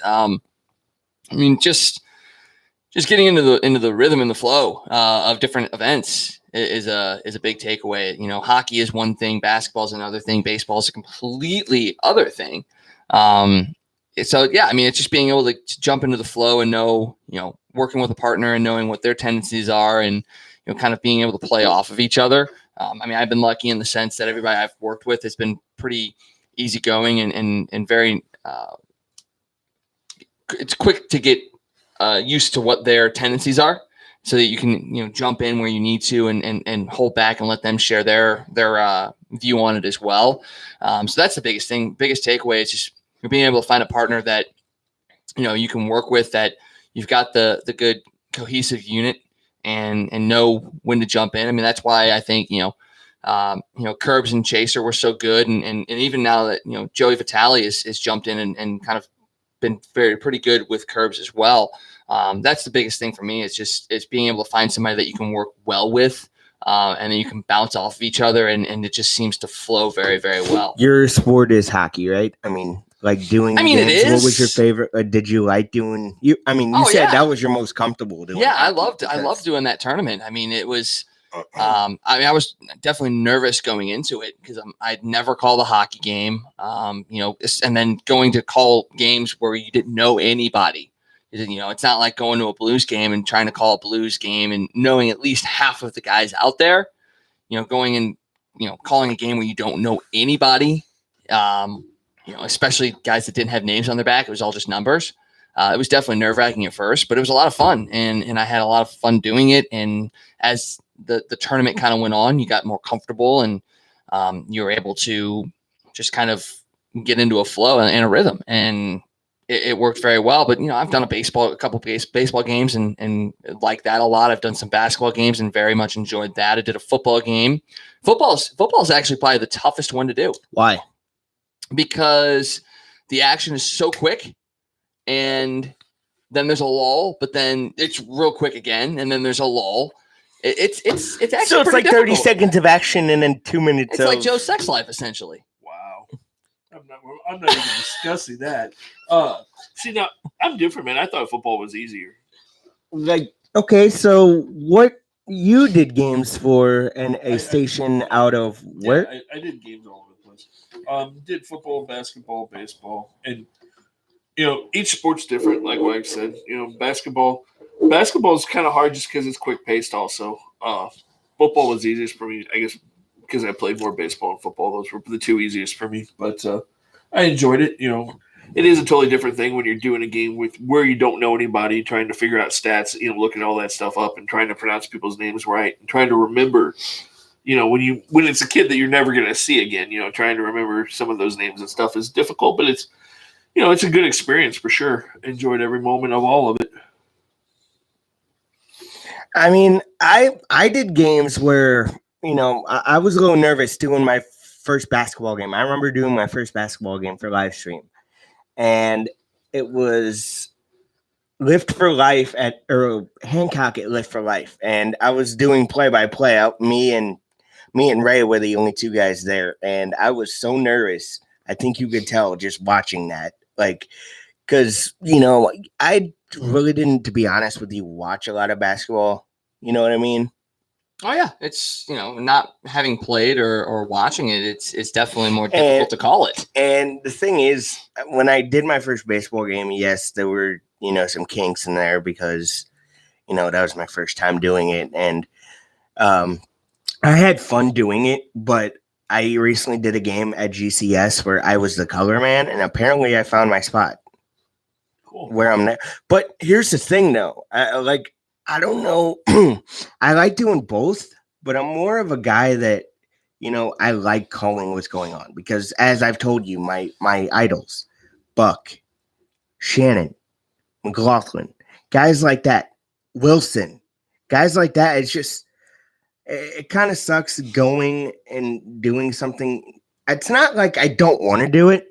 It's just not my forte. You know what I mean? You know what I'm trying to say without. But someone thinks it is your forte because they think you found your spot in it. Yeah. So maybe it is your forte. Maybe. Yeah. And, doing color, you just have to look at it as, yeah, you're not exactly calling the action, but you can go into more detail as to what's going on as the color person. You don't have to be, you can focus more on the play that just happened, describe it in detail, kind of really let your personality show almost more as a color person than you can as a play-by-play person in a lot of ways. Yeah, because the play-by-play guy is like boom, boom, boom, boom, boom, boom, boom. Color guy is more of is nowadays more of the storyteller. Right, absolutely. So, you get more of an opportunity, I think, to come across as a more in-depth kind of broadcaster if you're a color analyst. So if they think that's your forte, then you should run with it as much as you possibly can. Yeah. Granted, the color analysts don't get paid as much as the play-by-play guys, but, that's if you get paid. Thanks, Rags. That's if you get paid, too. Hey, Rags, do you think – go ahead, Scott. But it's not like the color person's not making a good – you can make a pretty good salary there, too. It's not like it's a big difference. So you guys want to do this or not? Look at the last comment. We're way past that. I know, but we didn't. They want us to rate the Blues Wise from hottest top to bottom. To me, the list begins and ends with Vladdy's wife. So we are doing this. No, just me. No, it's just Joe's doing it apparently. But that's just me. That's why it wouldn't be so much of a list for me as one person. But Okay. But then again, I haven't seen all the players' wives, so I yeah. don't think I've seen enough of the players' wives. I really wouldn't want to rate a hockey player's wife because they could kick my butt from here to who knows where. From here to Saskatoon. And Because back. that's where the Blues were rumored to go 2 years back. ago. So yeah. And back. So yeah, we're not going to do that. Yeah, let's not. We're not going to do that. Oh man, we've shared some laughs on this show like normal. I mean, we have fun doing this, man. To me, the best part is doing a show with two of my good friends. You know, both I went to broadcast school with. Both we sit outside before school and talk sports. You know, it just stuff that we love to do. And you know, Scott's probably more experienced than both of us because we graduated with each other while he graduated halfway through. It's just Have to do ours, not halfway through his. halfway through He only got through half of it. I only did half. They're like, "You're good, go." Yeah. You know, I don't know. It just comes full circle. Like I said, I remember a little podcast we did. You weren't there, but I'm sure you listened to one of the 2 episodes we did. Well, the one episode we did. did like a ton of Rookies of BC. Did you listen to that? I remember you guys did that. Yeah, I do remember. Yeah, we that. did. We more in like the 9 to 10 range. I remember one guy who didn't agree with any of my takes, and it was Matt Davis. And the guy we'd clash every time, like respectfully, but we'd clash every time. Yeah, you know. Yeah. So far, I mean, the only person I could probably clash with is him, but he's not as aggressive as say a Matt Davis would be. Oh no. And I love you, Matt Davis. If you watch this, believe me, I'm not bagging on you by any means. But even you know that, you know, when it comes to me and you, we don't see eye to eye on sports. It happens. I mean, what was your favorite part about that thing? Remember we did a newscast before the sports talk show even started? Yeah, you wrote a newscast for me to read. I read the first newscast, and you're like, and then Don, the owner of Broadcast Center, goes, "Yeah, let's not do a newscast anymore." I'm gonna leave that one alone. How about that rant segment that you had me do? Yeah, what would you call it? Crazy Uncle Joe. Crazy, yeah, Uncle Joey's rants or something. Yeah. So, but we do have a big announcement. You guys ready for a big announcement? Since you've waited this long and had to listen for almost 2 hours of us talking, Scott has a huge announcement for an upcoming show. Oh, me? Sorry, I was looking at Alex Morgan, Sports Illustrated. No, apparently June 3rd, we're going to have a special guest join us. I guess can we name drop other radio stations, Joe? Is that okay? We can. It's fine. Apparently, the host of ESPN 101's The Fast Lane, Mr. Randy Carricker, is going to join us on June 3rd to talk some sports with us, which is a pretty big honor for us. Yeah, huge. I mean, we've had Tom Ackerman from KMOX, and he's going to be coming back shortly. And now Randy Carricker is going to be joining us. So, like, this is amazingly huge for us. Very. I'm excited to where this is going. I love it. The fact that we got Ackerman, now we're gonna get Carricker. You know, it's all gonna go up from there. So I'm pretty excited. Do you want to talk about what's happening on June 8th, or do you not want to go there? Well, we gotta get some more details before Get we some more talk about details. that. Yeah. Okay, yeah. I just was asking you because you were the one that put this together, basically. Yeah, but we will be going out to do some stuff outside of the studio. They're actually going to let us out of the building? Yeah. We're going to be chained to a desk, though, so we can't get away. Isn't that when Joe's going to do George Michael impersonation? Yes, I think it is. Yes, I think he's going to be singing Careless Whisper and just a bunch of other songs. What's that? Don't Wake Me Up Before You Go. Yeah, there you go. We can bust out all the and then we can make a GIF or GIF or whatever it's called of me just doing this. Doing the Carlton. Yeah. Do the Carlton, so. And then put it side by side with Alfonso Ribeiro and be like, oh, jeez. Oh, my goodness. Who doesn't want to see that? And we have a lot, and we don't know the exact date yet, but we will have a live show coming up. We'll let you guys know when we hear more about that. And we'll also have our 1-year anniversary show coming up. Yeah, so there's a lot going on. We got big things coming. So hopefully you guys stick with us. I think we've if they've stuck with us for a year, then they better stick with us. That's very true. That's very, very true. I mean, if Hoosier Sophisticate can last as long as they have, we can last that Ooh, long. wow. I mean, all their listeners listen to us too, so I mean, that's good. It's good. It means if they listen to them for over a year, then they can listen to us for over a year. That's true. That's So, true. They just had their 1 year they did. anniversary party. So They did. maybe we can do something like that. We'll figure something out. So, Coming up soon. yep. Well, for Tobes. Oh, I was wondering what he was going to say. For Tobes, for Wags, I'm Joe. And we will see you guys next week. Let's go Blues.